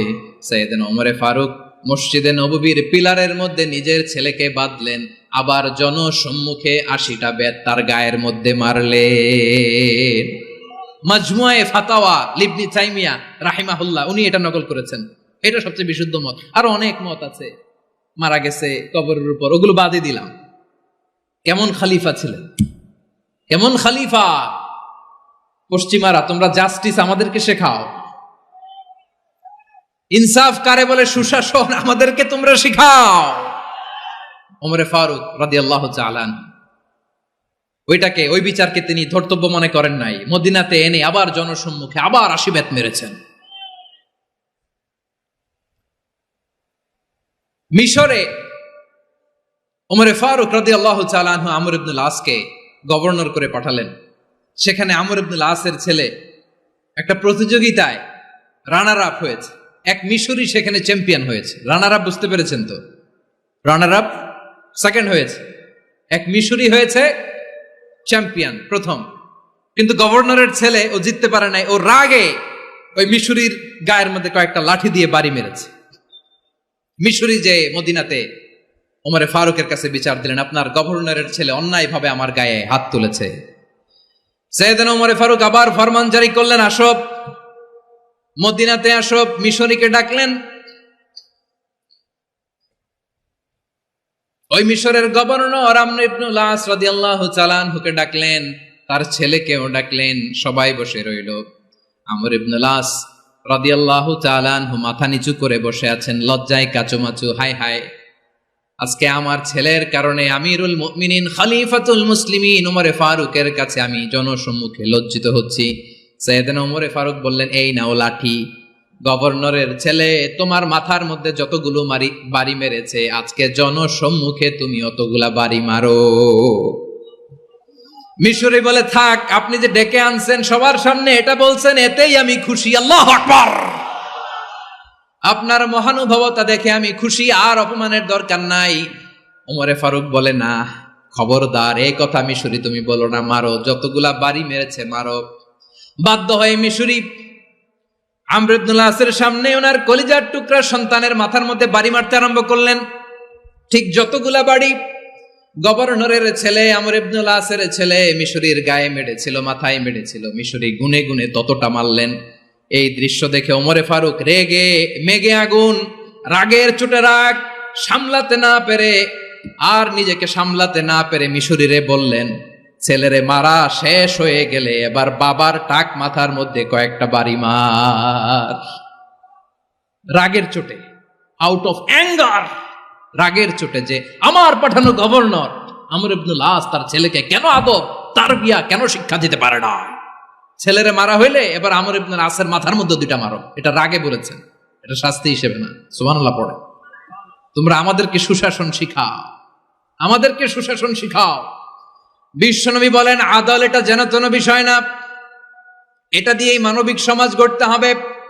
আল্লাহ তাআলা কিয়ামতের কঠিন ময়দানে, যেদিন স্বামী স্ত্রীকে চিনবে না, স্ত্রী স্বামীকে দেখে পালিয়ে যাবে, বন্ধু বন্ধুরে চিনবে না, পীর সাহেব মুরিদরে চিনবে না, মুরিদ পীর সাহেবরে চিনবে না, দলের কর্মী তার নেতারে চিনবে না, নেতা তার কর্মীরে চিনবে না, বন্ধু বন্ধুরে দেখে পালাবে। এই কঠিন মুহূর্তে সূর্যটা মাথার কাছে চলে আসবে, জমিনটা তামার জমিন হবে, আজকের জমিনের মতো নয়। মানুষ ঘর্মাক্ত, ক্লান্ত, শ্রান্ত মাথার মগজগুলো কানের ছিদ্র আর নাকের ছিদ্র দিয়ে বেয়ে বেয়ে পড়বে। বিশ্বনবী ফরমান, কিয়ামতের ওই কঠিন ময়দানে 7 শ্রেণীর ব্যক্তিকে রব্বুল আলামিন তার আরশের নিচে ছায়া দিবেন। তার মধ্যে প্রথম শ্রেণীর ব্যক্তি হলো ইমামুন আদিল। ইমামুন আদিল, ন্যায়পরায়ণ শাসক, যে ইনসাফের সাথে বিচার করে, যে জাস্টিস সমাজে সার্ভ করে, যে সুশাসন নিশ্চিত করে, ওই ইমামুন আদিল। আদিল শব্দটা বুঝছেন না? ইন্নাল্লাহা ইয়া'মুরু বিল আদল, পাইছেন? আদিল। 7 শ্রেণীর ব্যক্তিকে আল্লাহ তাআলা সুশীতল আরশের নিচে ছায়া দিবেন, যেদিন তার দেয়া ছায়া ছাড়া কোনো ছায়া থাকবে না। এর প্রথম হচ্ছে ইমামুন আদিল, ন্যায়পরায়ণ শাসক। চিল্লায় বলেন সুবহানাল্লাহ। আবার বিশ্বনবী বললেন, ইন্নাল মুকসিতিনা ইনদাল্লাহি আলা মানাবিরা মিন নূর আন ইয়ামিনির রহমান। কিয়ামতের দিন যারা ন্যায়পরায়ণ হিসেবে আল্লাহর সামনে দাঁড়াবে, কিয়ামতের দিন রব্বুল আলামিন তার আরশের ডান দিকে ওই ন্যায়পরায়ণ লোকদের জন্য আরশের ডান দিকে একটা নূরের মিম্বারে তাদেরকে বসার সুযোগ করে দিবে। আল্লাহর আরশের ডান দিকে ন্যায়পরায়ণ লোকদের জন্য আল্লাহ তাআলা নূরের মিম্বার বানাবে। 4 কেন কথা মনে করেছেন? আল আদাল, জাস্টিস। ইন্নাল্লাহা ইয়া'মুরু বিল আদল। আল্লাহ তাআলা এই আদালতের নির্দেশনা দেয়, সুবিচার, সুশাসন। প্রিয় ভাইয়েরা, এটা আমরা বাংলাদেশে চাই কি চাই না? এই যে অরাজকতা, এই যে অন্যায়, এই যে জুলুম, এই যে ইনকনসিস্টেন্সি সমাজের অসঙ্গতির প্রধান কারণ জাস্টিস নাই, সুবিচার নাই, সুশাসন নাই। শেষবারের মতো আওয়াজ করে বলেন তো, আমরা বাংলাদেশে আদল চাই কি চাই না? তাহলে প্রথম নির্দেশনা শেষ। আল্লাহ তাআলা তোমাদেরকে আদলের আদেশ দেন। এরপরে আল্লাহ বললেন, আমি তোমাদেরকে ইহসানের আদেশ দেই। ইন্নাল্লাহা ইয়া'মুরু বিল আদলি ওয়াল ইহসান। আমি তোমাদেরকে যেমনি আদলের নির্দেশনা দেই, তেমনি ভাবে তোমাদেরকে ইহসানের নির্দেশনা দেই। ইহসান, আওয়াজ করে সবাই বলেন তো ইহসান। সবাই বলেননি, সবাই বললে এতটুকু আওয়াজ হবে আমি বিশ্বাস করি না। আওয়াজ করে বলুন আল ইহসান। ইহসান মানে কারো প্রতি সফট হার্টেড হওয়া, মহানুভব হওয়া, অনুগ্রহ পরায়ণ হওয়া, অনুগ্রহশীল হওয়া, একে অপরের প্রতি দয়াদ্র হওয়া। একে অপরের প্রতি দয়াদ্র অনুগ্রহশীল হওয়া ছাড়া মানবিক সমাজ কশিনকালেও গঠন করা সম্ভব না। প্রিয় ভাইয়েরা, সুন্দর আচরণ দিয়ে, ইহসান দিয়ে যা জয় করা যায়, নরম আচরণ দিয়ে যেটা অর্জন করা যায়, কঠোরতা দিয়ে সেটা পারা যায় না।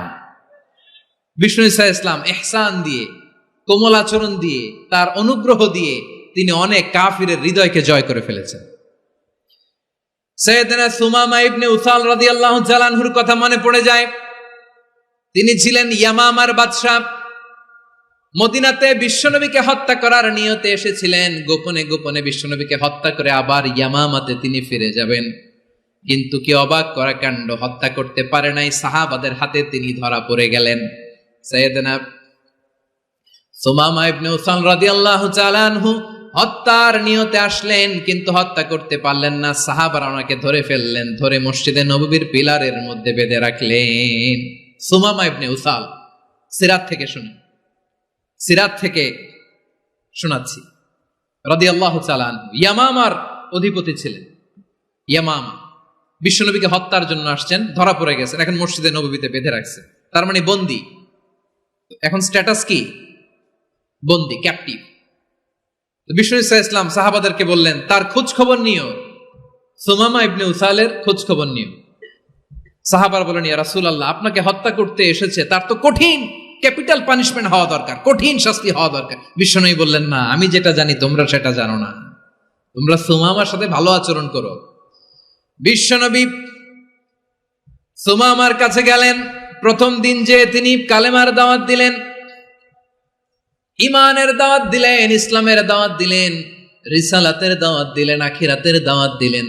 পরের দিন যে বিশ্বনবী সালাতের দাওয়াত দিলেন, যাকাতের দাওয়াত দিলেন, ইসলাম কি, কিভাবে, কেমন করে পালন করতে হয় চমৎকার আর্টিকুলেট করতে শুরু করলেন।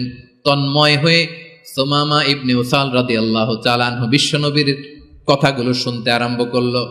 একদিন নয়, দুই দিন নয়, টানা 3 দিন বিশ্বনবী সুমামার কাছে ইসলামকে প্রেজেন্ট করেছেন, উপস্থাপন করেছেন। আওয়াজ করে বলেন কয় দিন? 3 দিন। 3 দিন মসজিদে নববীতে বাঁধা।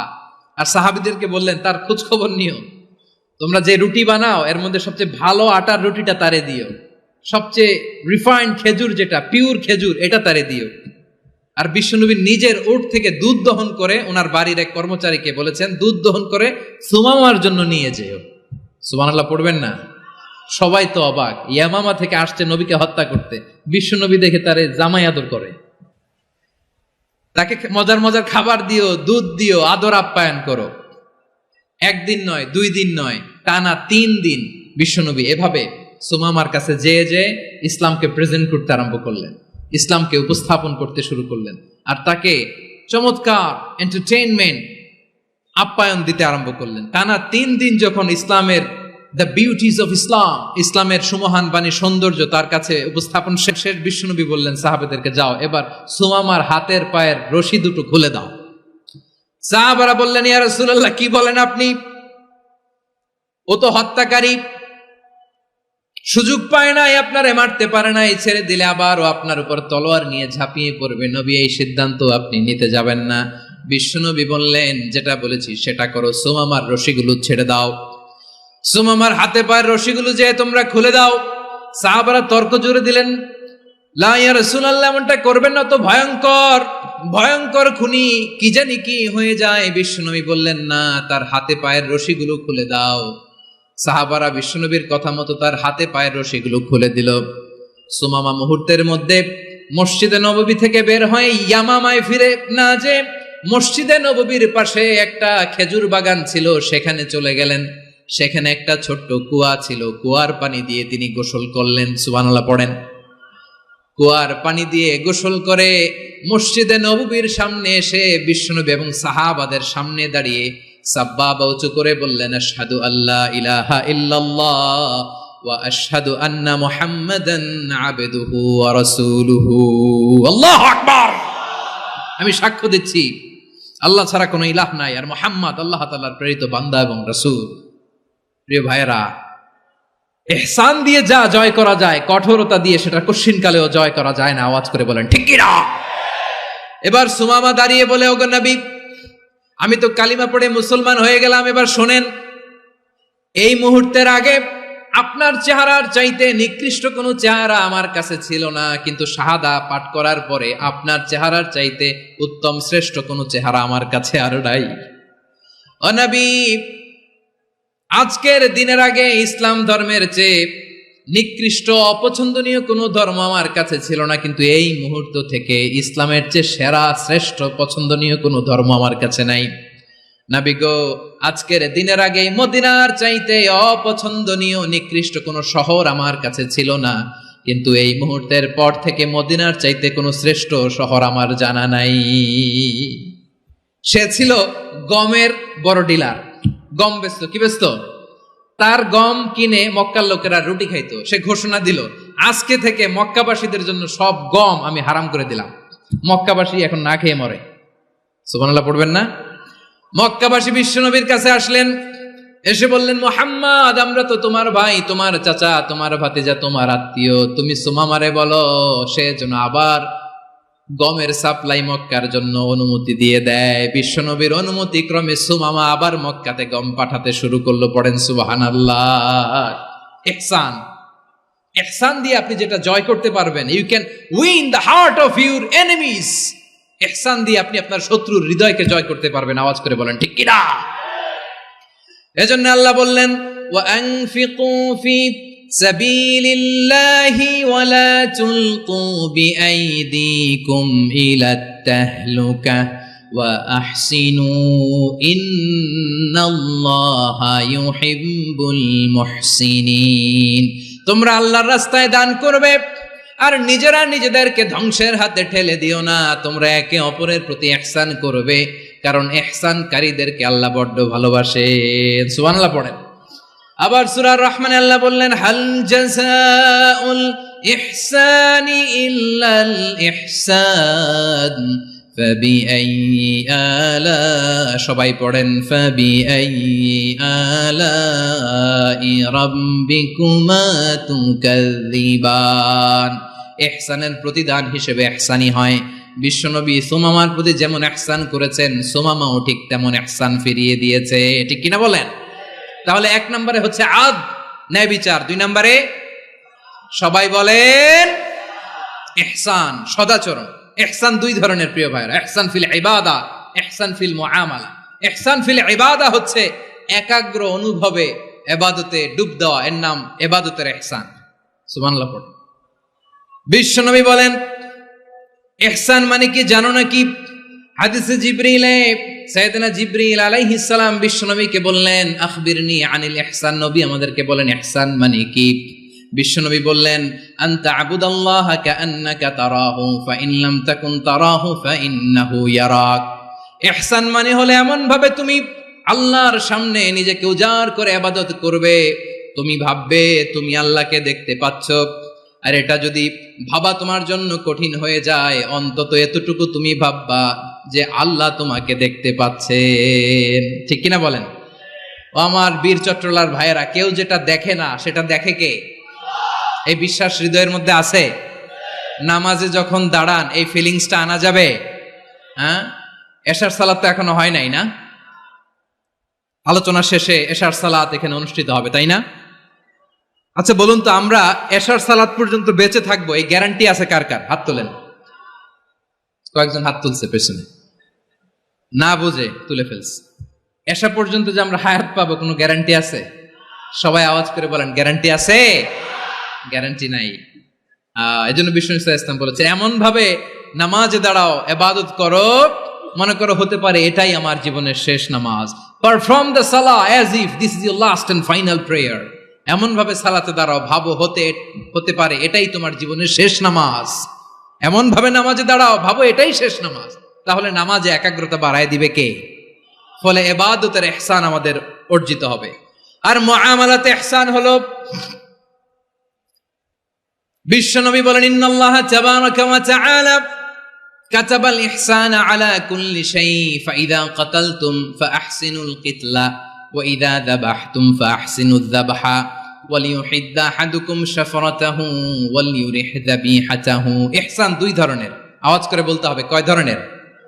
সবাই বলুন আওয়াজ করে, কয় ধরনের? একটা হচ্ছে ইহসান ফিল ইবাদা, ইবাদতে ইহসান। ইবাদতে ইহসান কি? একাগ্র অনুভব দিয়ে ইবাদত করা, মন প্রাণ দিয়ে ইবাদত করা। আর মুআমালাতে ইহসান কি? সব কাজে, দৈনন্দিন কাজে, কর্মে, সামাজিক অ্যাক্টিভিটিতে কোমলতা প্রদর্শন করা, অনুগ্রহের সাথে সবকিছু করা। আল্লাহ তাআলা ইন্নাল্লাহা তাবারাকা ওয়া তাআলা কাতাবাল ইহসানা আলা কুল্লি শাই, তিনি সব কিছুর ব্যাপারে ইহসানকে আবশ্যক করেছেন। সবকিছু, মুমিনের সব কাজে ইহসানের পরশ থাকবে। ওয়া ইযা কাতালতুম ফাহসিনুল কিতলা। আচ্ছা, কুরবানির দিন আমরা পশুগুলোরে কি করি বলেন সবাই আওয়াজ করে? জবাই। জবাই মানে তো এটার মেরেই ফেলতেছি, একটু পরে তো টুকরো টুকরো করে গোশতগুলো খাবো, এটা তো খাবো, এটা তো মেরেই ফেলবে। বিষ্ণু বলে না, জবাইয়ের মধ্যেও মুমিনের জবের ভেতরেও ইহসানের পরশ থাকা চাই। যখন জবাই করবে প্রাণীটাকে হাত পা টাইট করে বেঁধে নাও, ছুরিটাকে শার্পেন করে নাও, ধারালো করে নাও, যাতে অল্প সময়ে জবাইটা হয়ে যায়, প্রাণীটা যাতে কম কষ্ট পায়। সুবহানাল্লাহ পড়ে। দিস ইজ কল্ড ইহসান। ইহসান আল্লাহ তাআলা যেমনি আদলের আদেশ করেছেন, ন্যায় বিচার, জাস্টিস এনশিওর করতে বলেছেন, সমাজে ইহসানের ব্যবহার, ইহসানের অনুশীলন তিনি করতে বলেছেন। এজন্য মুমিনের প্রতিটি কাজে, আমার চট্টগ্রামের ভাইয়েরা আমার দিকে তাকান, খেয়াল করে শুনুন, মুমিন জীবনের প্রতিটি কাজে ইহসানের পরশ থাকা চাই। আমরা যেন আমাদের পরিবারের প্রতি ইহসান করি, আমরা যেন আমাদের কর্মচারীদের প্রতি ইহসান করি, আমরা যেন আমাদের কলিগদের প্রতি ইহসান করি, আমরা যেন আমাদের ভাইদের প্রতি ইহসান করি। মুমিন জীবনের প্রতি কাজে ইহসানের পরশ থাকার দরকার আছে না নাই? কথা বুঝতে পেরেছেন? তাহলে আল্লাহ তাআলার তিনটা আদেশ ছিল, কয়টা গেল? ভুলে গেছে, ভুলে গেছে চট্টগ্রাম। তিনটা আদেশের মধ্যে কয়টা বললাম? প্রথমে কি ছিল? আদল। 2 নম্বরে, 3 নম্বরে রব্বুল আলামিন বললেন ওয়া ইতাইযিল কুরবা, নিকটাত্মীয়দেরকে দান করো। নিকট আত্মীয়দেরকে দাও, যারা তোমাদের ব্লাড কানেকশনের আত্মীয় তাদেরকে তোমরা দাও। এখানে জেনারেলি বললেন দাও, কি দিব সেটা তিনি এখানে বলেন নাই, সেটা তিনি সূরাতুল ইসরার মধ্যে বলেছেন। আল্লাহ বলেন ওয়া আতিযাল কুরবা হাক্কা, নিকট আত্মীয়দেরকে তাদের অধিকার, তাদের প্রাপ্য তোমরা বুঝিয়ে দাও। দেখেন, একটা শান্তির সমাজ, একটা সমৃদ্ধ সমাজ, একটা মানবিক সমাজ গঠনের জন্য আল্লাহ তাআলা বেশি না, মাত্র 3টা অর্ডার, 3টা ভার্ডিক্ট তিনি জারি করেছেন। 1 নাম্বার সুশাসন, ন্যায় বিচার। 2 নাম্বার ইহসান। 3 নাম্বার নিকটাত্মীয়, যারা কাছের, তোমার ভেরি ক্লোজ রিলেশনশিপে আছে, তাদেরকে দাও। দাও, দিলে বাড়িয়ে দেয় কে? অনেকে দিতে চায় না, কৃপণতা করে। দিলে বাড়ায় দেয় কে? ও মিয়া, মদিনার মধ্যে সবচাইতে গরিব সাহাবী ছিল বেলাল রাদিয়াল্লাহু তাআলা আনহু। ওনার এন্টায়ার অ্যাসেট, সম্পদের পরিমাণ কতদূর জানেন? একটা লুঙ্গি। বেলাল রাদিয়াল্লাহু তাআলা আনহু, ওনার টোটাল ওয়েলথের এস্টিমেশন হচ্ছে মাত্র একটা লুঙ্গি। একটা লুঙ্গি, টোটাল ওয়েলথ এস্টিমেশন, টোটাল সম্পদের পরিমাণ বেলাল রাদিয়াল্লাহু তাআলা আনহুর কি ছিল? কথা বোঝে নাই বোধহয়, কি ছিল? ওই বেলাল রাদিয়াল্লাহু তাআলা আনহুকে বিষ্ণু ইসলাম বলেছেন আনফিক ইয়া বেলাল, ও বেলাল তুমিও দাও। ওয়ালা তাখশা মিন যিল আরশি ইখলালা, আরশের অধিপতির তো কোনো ঘাটতি নাই, তুমি দিলে ওই আল্লাহ তোমারে বাড়ায় দিবে। এজন্য আমার প্রিয় ভাইয়েরা, দিলে কমে না, দিলে বাড়ে। অনেকে ধরে রাখে, নতুন কিছু নিতে পারে না, হাত দিয়ে যেটা ধরে রেখেছেন এটা দিয়ে দেন, বড় একটা ধরার সুযোগ পাবেন। জোরে বলেন ঠিক কিনা?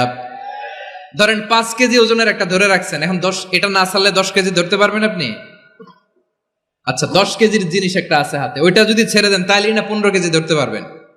কথা বলেন ঠিক কিনা? তাহলে দিলে বাড়িয়ে দেয় কে?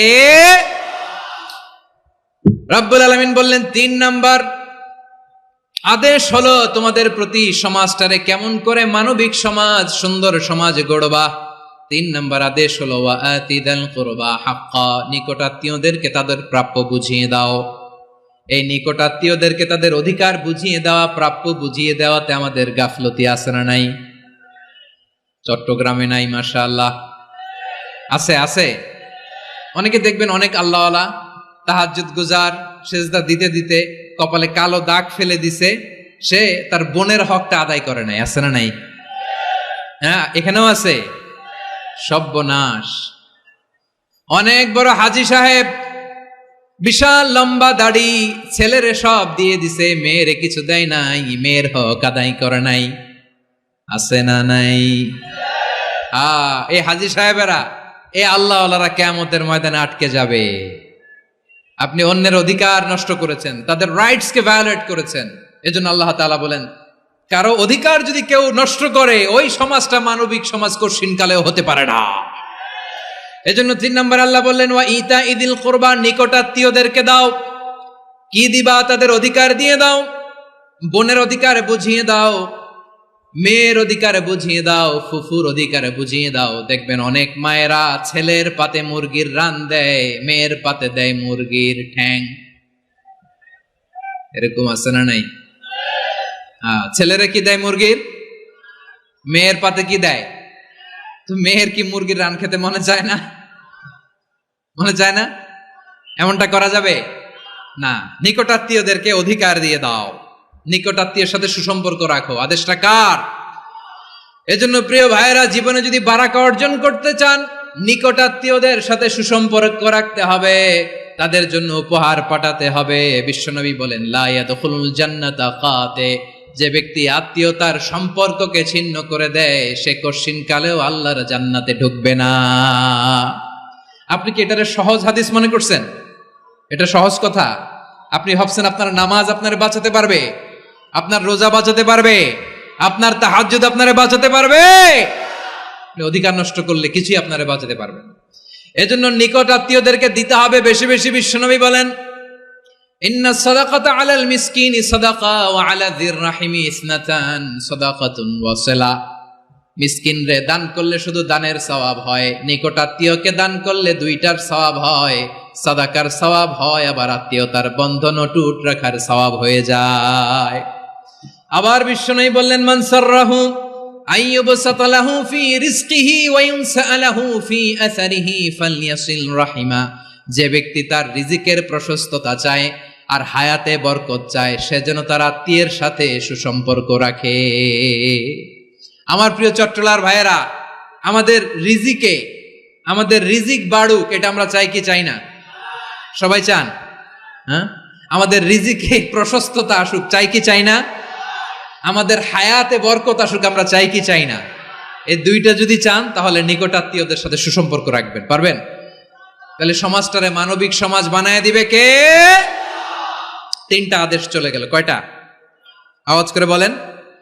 1 নম্বরে কি ছিল? 2 নম্বরে, 3 নম্বরে নিকটাত্মীয়দেরকে দান।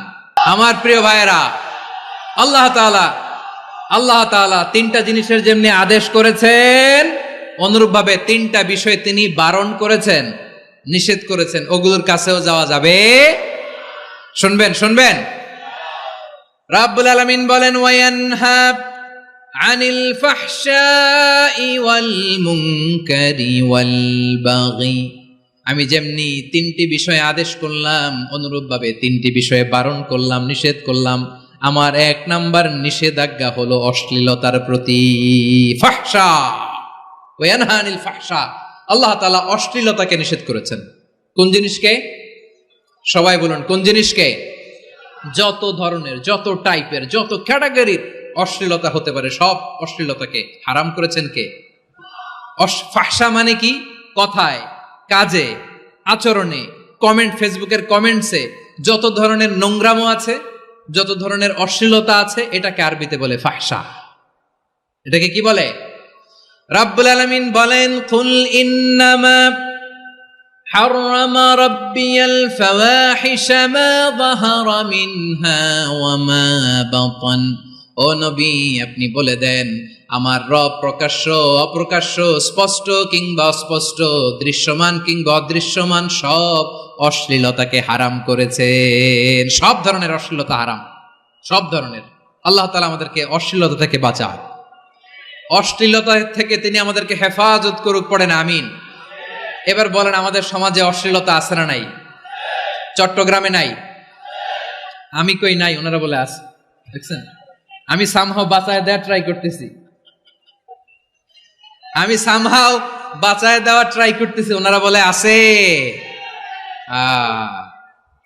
অশ্লীলতা নানা ভাবে, নানা নামে, নানা মোড়কে আমাদের সমাজে আছে না নাই?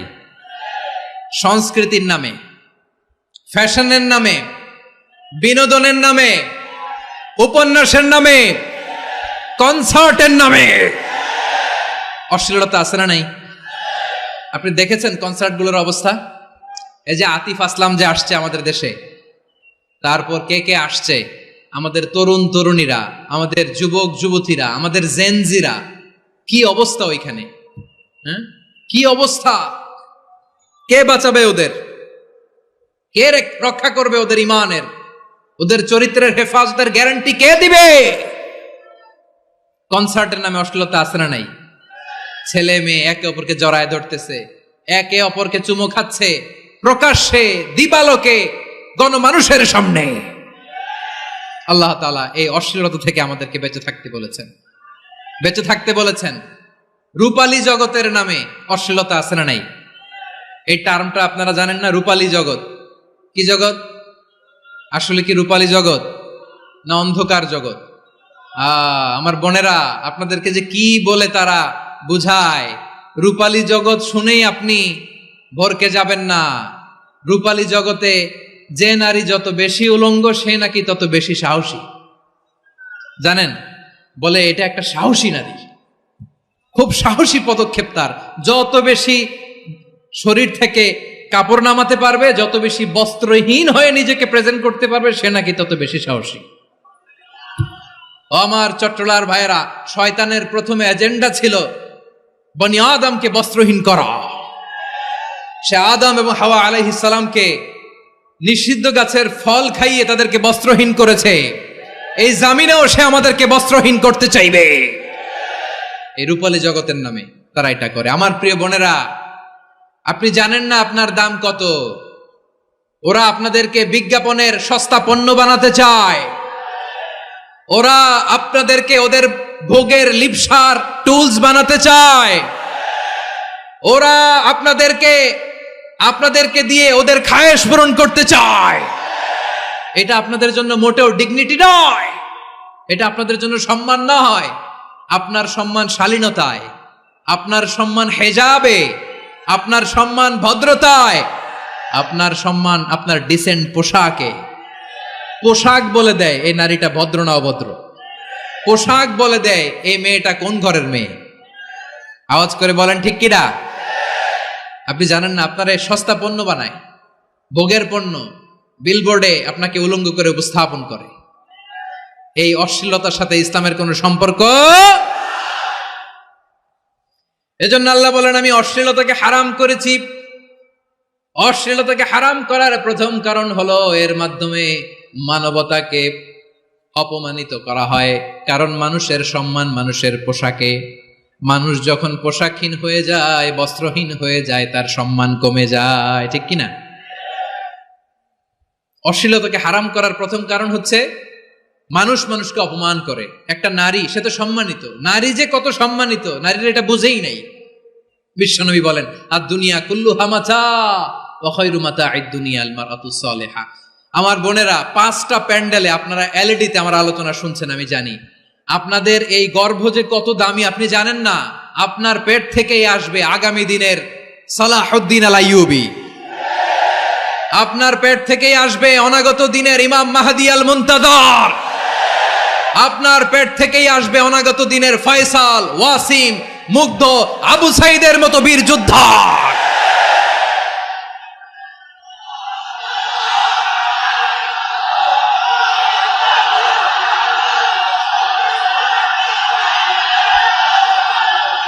আমার প্রিয় বোনেরা, আমার প্রিয় বোনেরা, বিশ্বনবীর কথার ওজন খেয়াল করেন। আর দুনিয়া কুল্লুহা মাতা ওয়া খায়রু মাতা'আদ দুনিয়াল মারআতুস সালিহা। দুনিয়ার সবকিছুই অ্যাসেট, এর মধ্যে সবচেয়ে দামি অ্যাসেট নেককার নারী। আপনার গর্ভ যে কত দামি আপনি জানেন না। নিজের সময়টাকে কাজে লাগান, কোরআন পড়েন, সুন্নাহ পড়েন। আপনার অনেক দায়িত্ব ঘরে। You are the MD of your family. একটা family it's a very big institution. পরিবার একটা অনেক বড় প্রতিষ্ঠান। and you are the MD of your institution. আপনি এই পরিবারের MD, managing director of your family. এখানে আপনার কত দায়িত্ব। আপনি ছেলে মেয়েদেরকে তারবিয়া করবেন, আপনি আপনার স্বামীর জন্য ঘরটার জান্নাতের নীর বানাবেন, আপনার জন্য জান্নাতের ডুপ্লেক্স বাড়ি ওইখানে তৈরি করে রাখবে কে? আপনি যে কত দামি আপনি জানেন না। নারীদেরকে আল্লাহ বানিয়েছেন উচ্চতর করে, নিম্নতর নয়। নারীদেরকে ছোট্ট জিনিস দিলে এটার বড় করে দেয়। নারীদেরকে ভ্রূণ দিলে, শুক্রাণু দিলে নারী এটারে বাচ্চা হিসেবে উপহার দেয়, ঠিক কিনা? বিয়ের মাধ্যমে স্বামী যখন তার শুক্রাণু তার স্ত্রীকে উপহার দেয়, স্ত্রী রিটার্নে কি উপহার দেয়? ফুল ফর্ম বেবি, মানব সন্তান। দেখছেন, আপনি দিলেন একটুকুনি, দিছে বিশাল। আপনি যদি নারীকে বাজার এনে দেন, নারী এটাকে সুস্বাদু খাবারে রূপান্তর করে দেয়। আপনি তাকে একটা মুচকি হাসি দিয়ে দেন, সে তার কলিজা দিয়ে দেয়। কিন্তু যদি আপনি তার মনে কষ্ট দেন, সে আপনার জীবনকে জাহান্নাম বানায়া দেয়। খবর আছে, নারীর মন বুঝতে পারলে নেয়ামত, বুঝতে না পারলে কিয়ামত। ঠিক কিনা বলেন? আমার প্রিয় বোনেরা, আপনি যে কত দামি আপনি জানেন না। জানেন না আপনি কত দামি, অনেক দামি আপনি। আপনাদেরকে যেন ভোগের সস্তা পণ্য বানাতে না পারে, আপনাদেরকে সচেতন থাকতে হবে, সজাগ থাকতে হবে, কনসার্ন থাকতে হবে। শয়তানের ওই হাতছানির দিকে আর নজর দেওয়া যাবে না। তাহলে কেন আল্লাহ তাআলা এই ফাহশা, অশ্লীলতাকে হারাম করলেন? 1 নাম্বার, এতে হিউম্যান ডিগনিটি কমে। 2 নাম্বার, এতে মানুষের অধিকার নষ্ট হয়। আপনি বিয়ে করেছেন, এরে পরকিয়া করেন, ওর সাথে এরকম আছে না নাই? স্ত্রীর অধিকার নষ্ট করেছেন। আপনি বিবাহ সম্পর্কে আবদ্ধ হয়েছেন তার সাথে, আপনি পরকিয়া করেন ওই ছেলের সাথে, আপনি আপনার হাজবেন্ডের সাথে বিট্রে করেছেন। এজন্য আল্লাহ অশ্লীলতাকে হারাম করেছে। অশ্লীলতাকে হারাম করার আরেকটা কারণ হচ্ছে আল্লাহ তাআলা এই হিউম্যান জেনারেশনকে এটাকে প্রিজার্ভ করতে চায়। হিফজুন নাসল, এটা মাকাসিদুশ শরিয়ার অনেক গুরুত্বপূর্ণ একটা মাকাসিদ, অনেক গুরুত্বপূর্ণ। আপনার নাসল, আপনার জেনারেশনকে সংরক্ষণ করা। এই যে আসতেছে ফেব্রুয়ারি, কত ফেব্রুয়ারি জানো? এটা কি বিশ্ব ভালোবাসা দিবস? হ্যাঁ, কি দিবস? এই বিশ্ব ভালোবাসা দিবসের সাথে মুসলমানদের কোনো সম্পর্ক নাই। আমার প্রিয় ভাইরা, এই যে আপনি অবৈধ সম্পর্কে জড়ালেন, কেন আল্লাহ অশ্লীলতাকে হারাম করেছে দেখেন। বলতেছিলাম যে এটা আপনার নাসল, আপনার জেনারেশন, আপনার লিনিয়েজ, আপনার বংশকে প্রিজার্ভ করা। কে কার বাবা, কে কার মা, বাবা মা জানা, প্রজন্মকে প্রিজার্ভ করা, এটা ইসলাম ওয়াজিব করে দিয়েছে। এই যে অবৈধ সম্পর্কের কারণে, বিশ্ব বেহায়া দিবসের কারণে, এগুলোর আউটকাম, আউটপুট হিসেবে মাঝে মাঝে ঢাকা মেডিকেলের ডাস্টবিনে নবজাতকের বাচ্চার কান্নার আওয়াজ শুনতে পাওয়া যায়। চট্টগ্রাম মেডিকেলের ডাস্টবিনে নবজাতকের কান্না শুনতে পাওয়া যায়। বীর চট্টলার মুসলমানেরা বুঝতে পারলে আওয়াজ করে বলেন, এই যে চট্টগ্রাম মেডিকেলে যে নবজাতকটা পাওয়া গেল, ওর বাবাকে আমাকে বলেন। ওর বাবাকে, ওর মাকে, ও কোন ফ্যামিলির সন্তান কেউ জানে? আপনি হিউম্যান ডিগনিটিকে অপমান করেছেন না? আপনি তার ভবিষ্যৎকে অন্ধকার করেছেন না? আপনি তার লিনিয়েজকে প্রশ্নবিদ্ধ করে দিয়েছেন না? এই জন্য আল্লাহ তাআলা অশ্লীলতাকে আমাদের জন্য হারাম করে দিয়েছেন। পড়েন সুবহানাল্লাহ।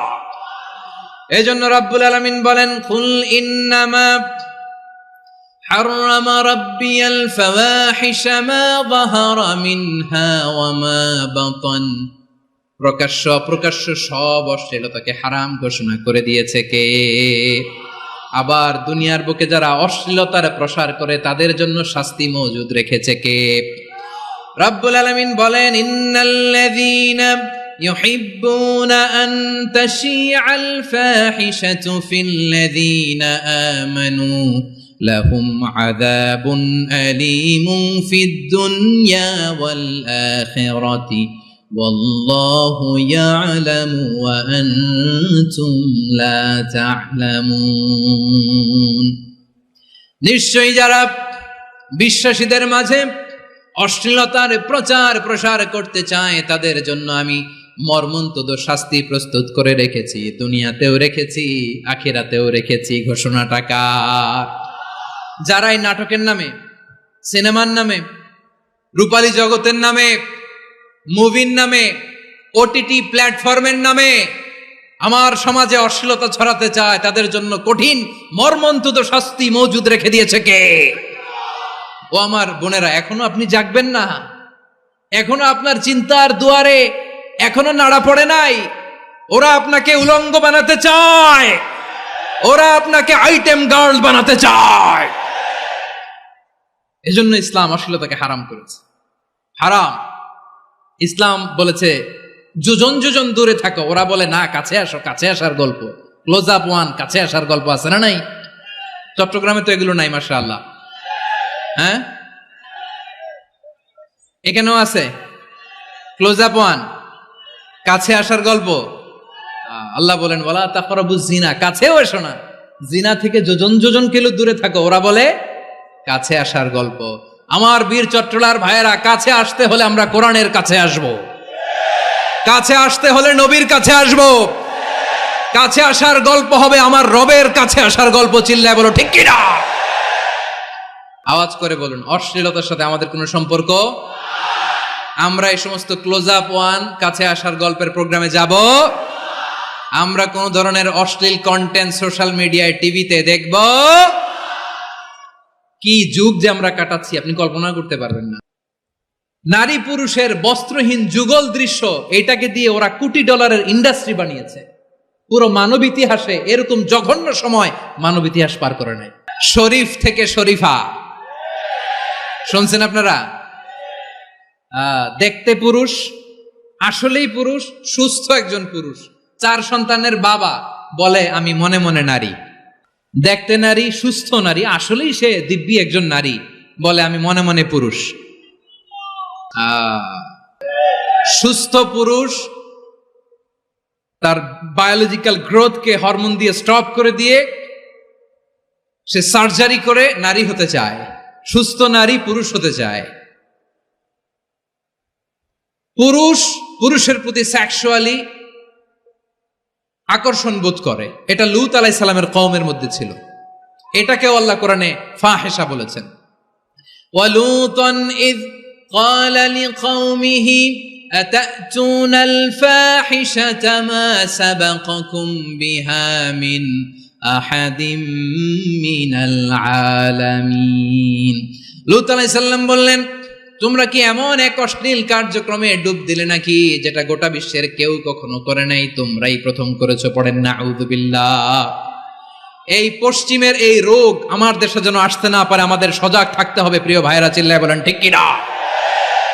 পশ্চিমের অবস্থা ভয়ঙ্কর। পাশ্চাত্যে আমি যুক্তরাষ্ট্রে ছিলাম অনেকদিন, কয়েক মাস, বিভিন্ন স্টেটে ঘুরেছি। গার্ডিয়ানরা উদ্বিগ্ন, ছেলে মেয়েদেরকে, ছোট্ট ছেলে মেয়ে, ওদেরকে জিজ্ঞেস করে তুমি how do you feel right now inside yourself, তুমি ভিতরে ভিতরে কেমন ফিল করো, তোমার কি ছেলে ছেলে লাগে না মেয়ে মেয়ে লাগে? আচ্ছা বলেন, এই ছোট্ট বাচ্চাটা ওকে এগুলো জেন্ডার অ্যাসাইনমেন্ট বলতে এগুলো কিছু বুঝে? এইভাবে মিসগাইড করা হচ্ছে। কৌতূহল বশত ছোট্ট ছেলে যদি বলে আমার তো মেয়ে মেয়ে লাগে, তখন বলে যে না তুমি মেয়ে, ছেলে না। মা বাবা বাধা দিলে ওকে আলাদা গভর্নমেন্ট হাউসে নিয়ে যায়। ভয়ঙ্করতম অবস্থা। আমরা একটা সময়ে শুনতাম যে হুজুর আমার ছেলেটা খুব ভালো, হাফেজে কোরআন, আল্লাহওয়ালা। হুজুর আমার ছেলে দাড়ি রাখছে, আল্লাহওয়ালা। হুজুর আমার ছেলে 5 ওয়াক্ত সালাত জামাতের সাথে পড়ে, তার মানে আল্লাহওয়ালা। পশ্চিমে যে আমি কি শুনছি জানেন? ওরা বলে হুজুর আমার ছেলেটা ইউনিভার্সিটির একটা মেয়ের সাথে প্রেম করে, ও খুব আল্লাহওয়ালা, হুজুর দোয়া করবেন। এর কারণ ওদের কাছে আল্লাহওয়ালার ক্রাইটেরিয়া হচ্ছে হুজুর আমার ছেলেটা আরেক ছেলের পছন্দ করে নাই, আমার মেয়েটা আরেক মেয়েকে ভালোবাসে নাই, এজন্য আমার ছেলেটা আল্লাহওয়ালা, হুজুর ওর জন্য একটু দোয়া করে দিয়েন। কি চ্যালেঞ্জ ওরা ফেস করতেছে। ওনার ছেলে যে আরেক ছেলেরে বিয়ে করবে না, এটাতেই উনি খুশি যে আলহামদুলিল্লাহ আমার ছেলেটা একটা মেয়েরে ভালোবাসে, আমার মেয়েটা একটা ছেলেরে ভালোবাসে, মানে এটা খুব আল্লাহওয়ালা। নাউজুবিল্লাহ পড়তে পারলেন না? এজন্য অশ্লীলতার সাথে আমাদের কোনো সম্পর্ক। রাব্বুল আলামিন বলেন ওয়ায়ানহা আনিল ফাহশাই ওয়াল মুনকারি ওয়াল বাগি, তিনটা জিনিসকে আমি নিষিদ্ধ করলাম। এক নাম্বার হলো ফাহশা, অশ্লীলতা। দুই নম্বরে হলো মুনকারের সমস্ত মন্দ কাজ। আপনাদের মনোযোগ আছে না? শেষ করে দিব? আর 2-1 মিনিট শুনবেন? আচ্ছা বলি তাহলে, আর 2-1 মিনিট। তাহলে নিষেধাজ্ঞা জারি করেছেন তিনটা জিনিসের উপর। এক নাম্বার কি? ফাহশা, অশ্লীলতা। দুই নাম্বার মুনকার। মুনকার মানে হচ্ছে যত মন্দ কাজ, খারাপ কাজ, বাজে কাজ, এটার বলে মুনকার। এটার কি বলে? আপনারা পড়ছেন না, তা'মুরুনা বিল মা'রুফি ওয়া তানহাউনা আনিল মুনকার। ভালো কাজের আদেশ, সৎ কাজের আদেশ, অসৎ কাজের নিষেধ। মুনকার, মুনকার হচ্ছে মানুষের স্বাভাবিক বিবেকবোধ যেটাকে খারাপ বলে, ওইটাই মুনকার। পৃথিবীর সব আসমানি গ্রন্থ যেটাকে খারাপ বলেছে, মানুষের স্বাভাবিক বিবেকবোধ যেটাকে খারাপ বলেছে, এগুলো সব মুনকার। যেমন ইফটিজিং, এটা কি ভালো না খারাপ? মজুদদারি, খাদ্যে ভেজাল দেওয়া, ওজনে কম দেওয়া, মাছে ফরমালিন মিশানো, চাঁদাবাজি, টেন্ডারবাজি, দখলবাজি, এগুলো আমাদের স্বাভাবিক বিবেকেই বলে এগুলো খারাপ, এগুলো হচ্ছে মুনকার। আল্লাহ তাআলা এই মুনকার থেকে আমাদেরকে বেঁচে থাকতে বলেন, আর শয়তান এই মুনকারের প্রতি আমাদেরকে উদ্বুদ্ধ করে। আল্লাহ তাআলা বললেন, ইয়া আইয়ুহাল্লাযীনা আমানু লা তাত্তাবিউ খুতুওয়াতিশ শাইতান ومن يتبع خطوات الشيطان فإنه يأمر بالفحشاء والمنكر। আল্লাহ বললেন, আমার গোলামেরা শোনো শোনো, ও আমার বিশ্বাসী বান্দারা খবরদার, তোমরা কশিনকালেও শয়তানের পদাঙ্ক অনুসরণ করবে না, কারণ শয়তান তোমাদেরকে অশ্লীলতা এবং মন্দ কাজের দিকে উদ্বুদ্ধ করে। আমাদের কাজ হচ্ছে শয়তান আমাদেরকে যেদিকে নিতে চায় আমরা তার উল্টা দিকে যাব, ঠিক কিনা বলে? শয়তান এই মন্দ কাজকে আমাদের কাছে বিউটিফাই করে, চাকচিক্যময় করে আমাদের সামনে উপস্থাপন করে। এজন্য আল্লাহ বলেন মুনকারকে থামাতে হবে, মুনকার প্রতিরোধ করতে হবে। মুনকার প্রতিরোধের দায়িত্ব শুধু আমাদের নাকি? শুধু আপনার খতিব সাহেবের, ইমাম সাহেবের, নাকি মুসলিম উম্মার সবার? আওয়াজ করে বলুন, মুনকার অসৎ কাজ প্রতিরোধের দায়িত্ব কার? রাব্বুল আলামিন বলেন, কুনতুম খায়রা উম্মাতিন উখরিজাত লিন-নাসি তা'মুরুনা বিল মা'রুফি ওয়া তানহাউনা আনিল মুনকার। তোমাদেরকে শ্রেষ্ঠ জাতি করে জমিনের মধ্যে আবির্ভূত করা হয়েছে, যাতে করে তোমরা জমিনের ভেতরে সৎ কাজের আদেশ করতে পারো আর অসৎ কাজের নিষেধ করতে পারো। উম্মাহ কুনতুম খায়রা, তাহলে গোটা উম্মার দায়িত্ব, এটা বুঝতে পারছেন তো? আচ্ছা, আরো নিচে আসেন। এরপরে আল্লাহ বললেন, শুধু উম্মাহ না, এই জমিনের রাজত্ব আমি যাদের হাতে দেই, এই জমিনের মালিক আমি যাদেরকে বানিয়ে দেই, যাদেরকে আমি সরকারের দায়িত্ব দেই, তাদেরকেও মুনকার প্রতিরোধের দায়িত্ব দিয়েছে কে? আল্লাহ বলেন, যারা ক্ষমতার মসনদে বসেছে তাদেরকে 4 দফা কর্মসূচি আমি আল্লাহ দিলাম। আওয়াজ করে বলেন, কয় দফা? আল্লাহ বলেন, আল্লাযীনা ইম্মাক্কান্নাহুম ফিল আরদি আকামুস সালাতা ওয়া আতাউজ যাকাতা ওয়া আমারু বিল মা'রুফি ওয়া নাহাউ আনিল মুনকার ওয়ালিল্লাহি আকিবাতুল উমুর। যারা এই জমিনের উত্তরাধিকার হয়েছে তারা 4 দফা কর্মসূচি নিয়ে সামনে আগাবা। সালাত কায়েম করবা, যাকাত আদায় করবা, সৎ কাজের আদেশ দিবা, অসৎ কাজ থেকে মুনকার প্রতিরোধ করবা। আদেশটা কার? আমার প্রিয় চট্টলার ভাইয়েরা, পুরো উম্মার দায়িত্ব মুনকার প্রতিরোধ করা, সরকার প্রধানের দায়িত্ব মুনকার প্রতিরোধ করা। এরপর আল্লাহ বলেন, প্রতিটা ফ্যামিলির যিনি প্রধান, সিইও, বাবা, প্রত্যেক বাবারও দায়িত্ব এই মুনকার প্রতিরোধ করা। আওয়াজ করে বলেন ঠিক কিনা? যেমনটি সাইয়েদনা লুকমান আলাইহিস সালাম ওনার কলিজার টুকরা সন্তানকে আদেশ করেছেন, ইয়া বুনাইয়া আকিমিস সালাতা ওয়া'মুর বিল মা'রুফি ওয়ানহা আনিল মুনকার। পড়েন সুবহানাল্লাহ। বাবা ছেলেকে সবক দিচ্ছে। কে সবক দিচ্ছে? কাকে? লুকমান আলাইহিস সালাম ছেলেকে বলতেছে, ওরে আমার কলিজার টুকরা সন্তান, ওরে আমার বাছা, নামাজ কায়েম করবা, সৎ কাজের আদেশ দিবা, আর মুনকার প্রতিরোধ করবা, অসৎ কাজ, সমাজ থেকে খারাপ কাজকে ঝেঁটে বিদায় করে দিবা। তাহলে দেখেন আমি স্টেপ বাই স্টেপ নামলাম। পুরা উম্মার দায়িত্ব, জমিনের উত্তরাধিকারী আল্লাহ যাদেরকে বানিয়েছেন সরকার, তাদের দায়িত্ব, প্রতিটি ফ্যামিলির প্রধানের দায়িত্ব, এরপরে বিশ্বনবী বলেন সচেতন প্রতিটি মুসলিমের দায়িত্ব সমাজ থেকে মুনকারকে উৎখাত করা। বিশ্বনবী বলেছেন মান রাআ মিনকুম মুনকারান ফালিয়ুগাইয়িরহু বিয়াদিহি ফাইন লাম ইস্তাতি ফাবিলিসানিহি ওয়া ইন লাম ইস্তাতি ফাবিকলবিহি ওয়া যালিকা আযআফুল ঈমান। সমাজে যে মুনকার দেখবে, খারাপ কাজ দেখবে, সে যেন হাত দিয়ে সেটাকে থামায়। কি দিয়ে? আপনাদের তো হাত নাই না? হাত আছে, হাত আছে। ওরা যেই হাত দিয়ে অন্যায় করে ওইটা প্রতিরোধের জন্য আমাদেরও হাত আছে না নাই? আমার প্রিয় ভাইয়েরা, ওরা ওদের যেই হাত দিয়ে টেন্ডারবাজি করে, চাঁদাবাজি করে, ইফটিজিং করে, দখলবাজি করে, যেই হাত দিয়ে, ওই মুনকার থামায় দেওয়ার জন্য আল্লাহর দিয়ে আমাদেরও দুটি হাত আছে না নাই? আমাদেরও হাত আছে। থামাইতে হবে, থামাইতে হবে, হিম্মত করতে হবে। আমার প্রিয় ভাইরা, না থামালে আমরাই ডুববো শেষমেশ। আমাদের বাঁচার জন্য হইলেও থামাইতে হবে। রব্বুল আলামিন বলেন ওয়াত্তাকু ফিতনাতাল লা তুসিবান্নাল্লাযীনা যালামু মিনকুম খাসসা। ও আমার গোলামেরা, ওই আযাবকে ভয় করো যে আযাব যখন আমি জমিনের বুকে পাঠাই শুধু জালেমদেরকেই মারি না, আলেমদেরকেও মারি। আযাব যখন আসে তখন শুধু জালিমই মরে না, আলেমও মরে। জানেন মুসা আলাইহিস সালামের পায়ে একবার একটা লাল পোকা কামড় দিয়েছে, লাল পিঁপড়া। লাল পিঁপড়া কামড় দিলে খুব আরাম লাগে না? কি লাগে? হ্যাঁ, জলে না?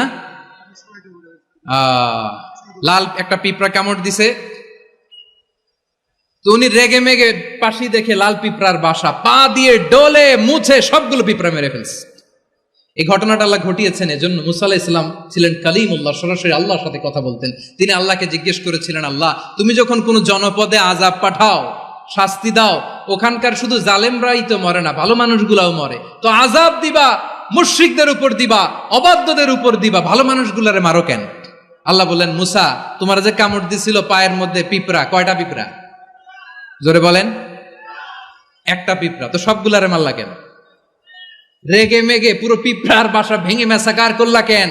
এই মুসা, আমি যখন অ্যাকশনে যাই, আমি যখন শাস্তি দেই, তখন এত বাস বিচার করা হয় না, বাস বিচার করা যায় না। যখন অ্যাকশনে যাওয়া হয় ওইটা ডাইরেক্ট অ্যাকশন হয়ে যায়। চিল্লায় বলো ঠিক কি না? এজন্য আমাদের বাঁচার জন্য হলে ওই পাপ থামাতে হবে, এই শয়তানের অট্টহাসি থামাতে হবে, অন্যায় অপরাধ সমাজ থেকে আমাদের থামাতে হবে। কারণ আযাব আসলে ওরাও মরবে, আমরাও মরব। একটা জাহাজ 2 তলা, আপনি আছেন 2য় তলায়। শুনতেছেন? শুনতেছেন? জাহাজ কয় তলা? আপনি কোন তলায়? 2য় তলায়। নিচের তলার কিছু লোক জাহাজের তলা ছিদ্র করতে আরম্ভ করছে। কি ছিদ্র করতেছে?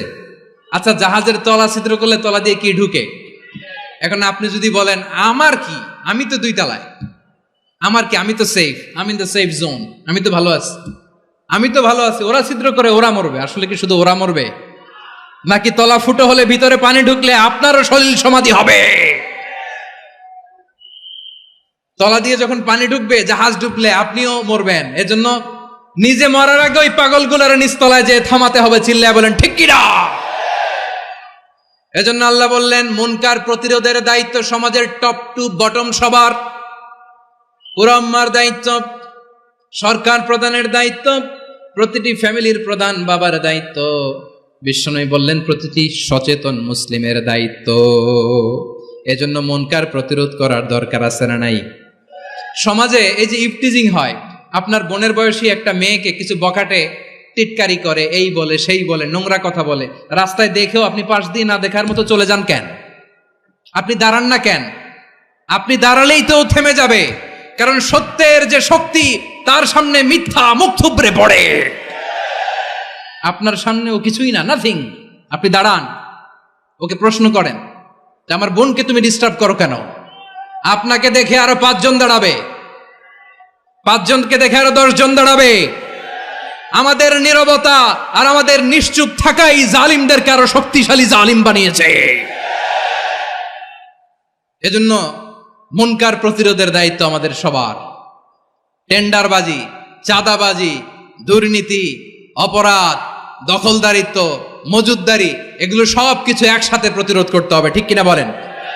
একটা মানবিক সমাজ যদি চাই, প্রতিরোধ করতে হবে। প্রিয় ভাইয়েরা, আল্লাহর শপথ নিয়ে বলি, এই নাসিহাতগুলো সবার জন্য, সব দলের জন্য, সব মতের মানুষের জন্য। আমরা কোনো দলের প্রতি মানুষকে ডাকি না, আমরা ডাকি ইসলামের দিকে। সব দলের, সব মতের, সব মানুষদেরকে আমরা আহ্বান জানাই, আসুন আমরা একটা সুন্দর সমাজ বিনির্মাণ করি।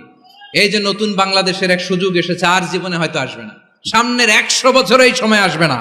আসুন দেশটাকে আমরা সাজাই, আসুন আমরা দুর্নীতি বন্ধ করি, আসুন আমরা চাঁদাবাজি বন্ধ করি, আসুন আমরা দখলদারিত্ব বন্ধ করি, আসুন আমরা এক দল আরেক দলকে নিশ্চিহ্ন করার যে রাজনীতি, এটা বন্ধ করি। সব দলের প্রতি আমার আহ্বান। আমি কিছুদিন আগে একটা নিউজ দেখলাম, ওই যে লন্ডনে বসে জনাব তারেক রহমান সাহেবকে আমি ধন্যবাদ দিতে চাই। উনি সংবাদ শোনা মাত্রই ওনার দলের অনেক চাঁদাবাজকে উনি বহিষ্কার করেছে। I do appreciate. প্রতিটি দলের এরকম ইনিশিয়েটিভ নেওয়ার দরকার আছে না নাই? যে কোনো দলে এই প্র্যাকটিসটা থাকার দরকার আছে না নাই? চাঁদাবাজদের সাথে আপনারা নিজেদেরকে মুক্ত ঘোষণা করবেন যে এরা আমার দলের কর্মী হতে পারে না। আমরা চাঁদাবাজ মুক্ত বাংলাদেশ চাই, জুলুম মুক্ত বাংলাদেশ চাই, ফ্যাসিজম মুক্ত বাংলাদেশ চাই, গুণ খুন খারাপি মুক্ত বাংলাদেশ চাই। আমরা নতুন ভোরের বাংলাদেশ চাই। ওই বাংলাদেশ পাওয়ার জন্য মুনকার প্রতিরোধে, অন্যায় প্রতিরোধে যদি বাঘের বাচ্চার মতো, আবু সাইদের মতো 2 হাত উঁচু করে, বুককে টান টান করে প্রসারিত করে দাঁড়াতে হয়, রাজি আছো মুসলমান? কারা কারা রাজি? আল্লাহকে হাত দেখিয়ে প্রতিজ্ঞা করো।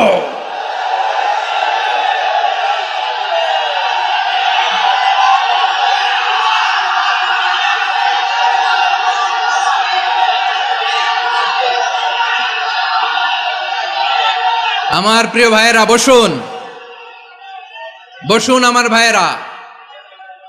রাব্বুল আলামিন বলেন, ওয়ায়ানহা আনিল ফাহশাই ওয়াল মুনকারি ওয়াল বাগি ইয়াইদুকুম লাআল্লাকুম তাযাক্কারুন। বসুন। আল্লাহ বললেন, আমি অশ্লীলতাকে নিষেধ করি, আমি সব ধরনের মন্দ কাজকে নিষিদ্ধ করি, সব শেষে আমি সীমা লঙ্ঘনকে তোমাদের জন্য নিষিদ্ধ করি। আলোচনা মনে আছে তো, না ভুলে গেছেন? নিষিদ্ধ করেছেন কয়টা জিনিস? 1 নম্বরে অশ্লীলতা, 2 নম্বরে মুনকার তথা সব মন্দ কাজ, 3 নম্বরে আল বাগি, সীমা লঙ্ঘন, ক্রসিং দ্য লিমিট। সীমা লঙ্ঘন করা ভালো না। We all should know our limits. চিল্লায় বলেন ঠিক কিনা? একই আয়াতে আল্লাহ বললেন, কুল ইন্নামা হাররামা রাব্বিয়াল ফাওয়াহিশা মা যাহারা মিনহা ওয়া মা বাতানা ওয়াল ইসমা ওয়াল বাগিয়া বিগাইরিল হক। অন্যায় ভাবে যে অবাধ্য হয়, যে সীমা লঙ্ঘন করে, তাদেরকেও আমি এটা হারাম করে দিলাম। সীমা লঙ্ঘন করা হারাম, সীমা লঙ্ঘন করা হারাম। আল্লাহ বারবার আমাদেরকে ওয়ার্নিং দেয়। যখন আমরা থামি না তখন আল্লাহ ধরে, আর যখন ধরে তখন ছাড়ে না। ধরে না, ধরলে আল্লাহ। ফেরাউনকে কিন্তু হুট করে ধরে নাই, আপনারা জানেন 9 বার ওয়ার্নিং দিয়েছে। ফেরাউনকে আল্লাহ তাআলা ওয়ার্নিং দিয়েছিল কয়বার? বীর চট্টলার বীর সেনানীরা আওয়াজ করে বলেন, ফেরাউনকে ধরার আগে ওয়ার্নিং দেয়া হয়েছিল কয়টা? রাব্বুল আলামিন বলেন, ওয়ালাকাদ আতাইনা মূসা 9 আয়াতিন বাইয়িনাত। 9টা মুআজিজা দেখিয়েছি। 1 2 3 বারবার এইভাবে রিমাইন্ডার, ওইভাবে রিমাইন্ডার, এইভাবে নসিহত, ওইভাবে দাওয়া। ফাকুলা লাহু কাওলান লাইয়িনা, নরম করে বলো, সফট করে বলো, যত ওয়ে হতে পারে দাওয়া মেথডোলজির। মূসা আলাইহিস সালামের সব অ্যাপ্লাই শেষ। 10ম বারে যে আল্লাহ ধরছে, 10ম বারে যে ধরেছে। এজন্য আল্লাহ বলেন, আমি সীমালঙ্ঘনকে পছন্দ করি না। কোরআনের অন্য আয়াতে বাগীকে বলা হয়েছে আল ইতিদা। সীমালঙ্ঘন যারা করে তাদেরকে আল্লাহ বলেছেন মুতাদিন। وقاتلوا في سبيل الله الذين يقاتلونكم ولا تعتدوا إن الله لا يحب المعتدين। আমি সীমা লঙ্ঘনকারীদেরকে কোশ্চিন কালেও পছন্দ করি না। আমরা যেন সীমা লঙ্ঘন না করি, রাজি আছেন তো? যে কোনো ক্ষেত্রে ইবাদতে যেন সীমা লঙ্ঘন না করি। অনেকে আমরা ইবাদতে সীমা লঙ্ঘন করে ফেলি। বিশ্বনবী সাল্লাল্লাহু আলাইহি ওয়াসাল্লাম যেটা শিখিয়েছেন এর বাইরে যে অতিরিক্ত বুজুর্গ হতে চায় এরকম আছে না নাই? করা যাবে না, কোনো ক্ষেত্রেই সীমা লঙ্ঘন করা যাবে, এমনকি যুদ্ধ ক্ষেত্রেও না। বিশ্বনবী সাল্লাল্লাহু আলাইহি ওয়াসাল্লাম বলেন খবরদার যুদ্ধ ক্ষেত্রেও সীমা লঙ্ঘন করো না। কি সুন্দর ইসলাম আমরা পেয়েছি। বিশ্বনবী বলেন খবরদার যুদ্ধের ময়দানে কোনো নারীর গায়ে হাত তোলো না, কোনো শিশুর গায়ে হাত তোলো না, কোনো গবাদি পশু হত্যা করো না, কোনো শস্য ক্ষেত্র ধ্বংস করো না, ইবাদতরত অন্য ধর্মের কোনো সন্ন্যাসীর গায়ে হাত তুলো না। বলেন সুবহানাল্লাহ। তাহলে আমরা সীমা লঙ্ঘন করতে পারবো? প্রিয় ভাইরা, একটা সুখী সমৃদ্ধ শান্তির সমাজ, মানবিক সমাজ যদি আমরা গঠন করতে চাই, আমাদের আল্লাহর দেয়া কয়টা আদেশ মানতে হবে বলেন দেখি? সবাই বলেন কয়টা? আর বেঁচে থাকতে হবে কয়টা জিনিস থেকে? আওয়াজ করে বলেন কয়টা? আচ্ছা, আদেশ নাম্বার 1 কি ছিল বলেন? আল্লাহর আদেশ কি? 1 নাম্বার আদাল, ন্যায়পরায়ণতা। আমরা সুবিচার, সুশাসন, ন্যায় বিচার চাই কি চাই না? 2 নম্বরে কি ছিল? মাশাআল্লাহ, আওয়াজ করে বলেন 2 নম্বরে কি ছিল? ইহসান। আমরা যেন সবার প্রতি দয়া পরবশ হই, ইহসান করি। 3 নম্বরে কি ছিল? নিকটাত্মীয়দের দান করা, তাদের অধিকার প্রাপ্য বুঝিয়ে দেওয়া। পাশাপাশি 3টা জিনিস থেকে আল্লাহ বারণ করেছেন, নিষেধ করেছেন। তার প্রথমটা ফাহশা, অশ্লীলতা। অশ্লীলতার সাথে আমাদের কোনো সম্পর্ক। আজকের এই ঐতিহাসিক চট্টগ্রামের প্যারেড ময়দান থেকে আমরা যত ধরনের মা যাহারা মিনহা মা বাতান, প্রকাশ্য অপ্রকাশ্য, দৃশ্যমান অদৃশ্যমান, সব অশ্লীলতা থেকে নিজেদেরকে মুক্ত ঘোষণা করলাম। অশ্লীলতাকে আমরা না বলে দিলাম। আওয়াজ করে সবাই বলুন নো। অশ্লীলতার সাথে আমাদের কোনো সম্পর্ক। 2 নম্বর নিষেধাজ্ঞা কি ছিল? আল মুনকার, সমাজের যত মন্দ কাজ এগুলোকে আমরা প্রতিরোধ করব। রাজি আছেন তো সবাই? 3 নম্বরে আল বাগি, সীমালঙ্ঘন। কোন মুসলিম সীমালঙ্ঘন করে না, এমনকি যুদ্ধ ক্ষেত্রেও না। আওয়াজ করে বলেন ঠিক কি না? রাব্বুল আলামিন শেষে বললেন ইয়াইদুকুম লাআল্লাকুম তাযাক্কারুন, আল্লাহ তোমাদেরকে উপদেশ দেন যাতে তোমরা শিক্ষা গ্রহণ করো। আমরা উপদেশ দেব, আমরা জোর করে কাউরে কিছু মানাতে চাই না। লা ইকরাহা ফিদ্দিন ওয়া যাক্কির ফাইন্না যিকরা তানফাউল মুমিনিন। উপদেশ দিলে এটা মুমিনদের কাজে দেয়। লাস্তা আলাইহিম বিমুসাইতির ইন্নামা আনতা মুযাক্কির। নবী হে, আপনি রিমাইন্ডার দাতা, আপনি উপদেশ দিবেন। আমরাও বিশ্বনবীর এই হাদিসগুলো থেকে, কোরআনের আয়াত থেকে রিমাইন্ডার, এই কথামালা, বাণীবাহক হিসেবে এই বাণীগুলো আপনাদের সাথে কাছে পৌঁছে দিলাম। আমরা আল্লাহ তাআলার কাছে প্রার্থনা করি, আল্লাহ আমরা যেন আদল দিয়ে আমাদের সমাজকে গঠন করতে পারি। আল্লাহ আমরা যেন ইহসান করতে পারি, আমরা যেন নিকটাত্মীয়দের দান করতে পারি। আল্লাহ যত ধরনের অশ্লীলতা, অনাচার, মন্দ কাজ, সীমালঙ্ঘন, অবাধ্যতা থেকে যেন আমরা বেঁচে থাকতে পারি। আল্লাহ তাআলা আমাদের সবাইকে কথাগুলো বোঝার ও আমল করার তৌফিক দান করুক।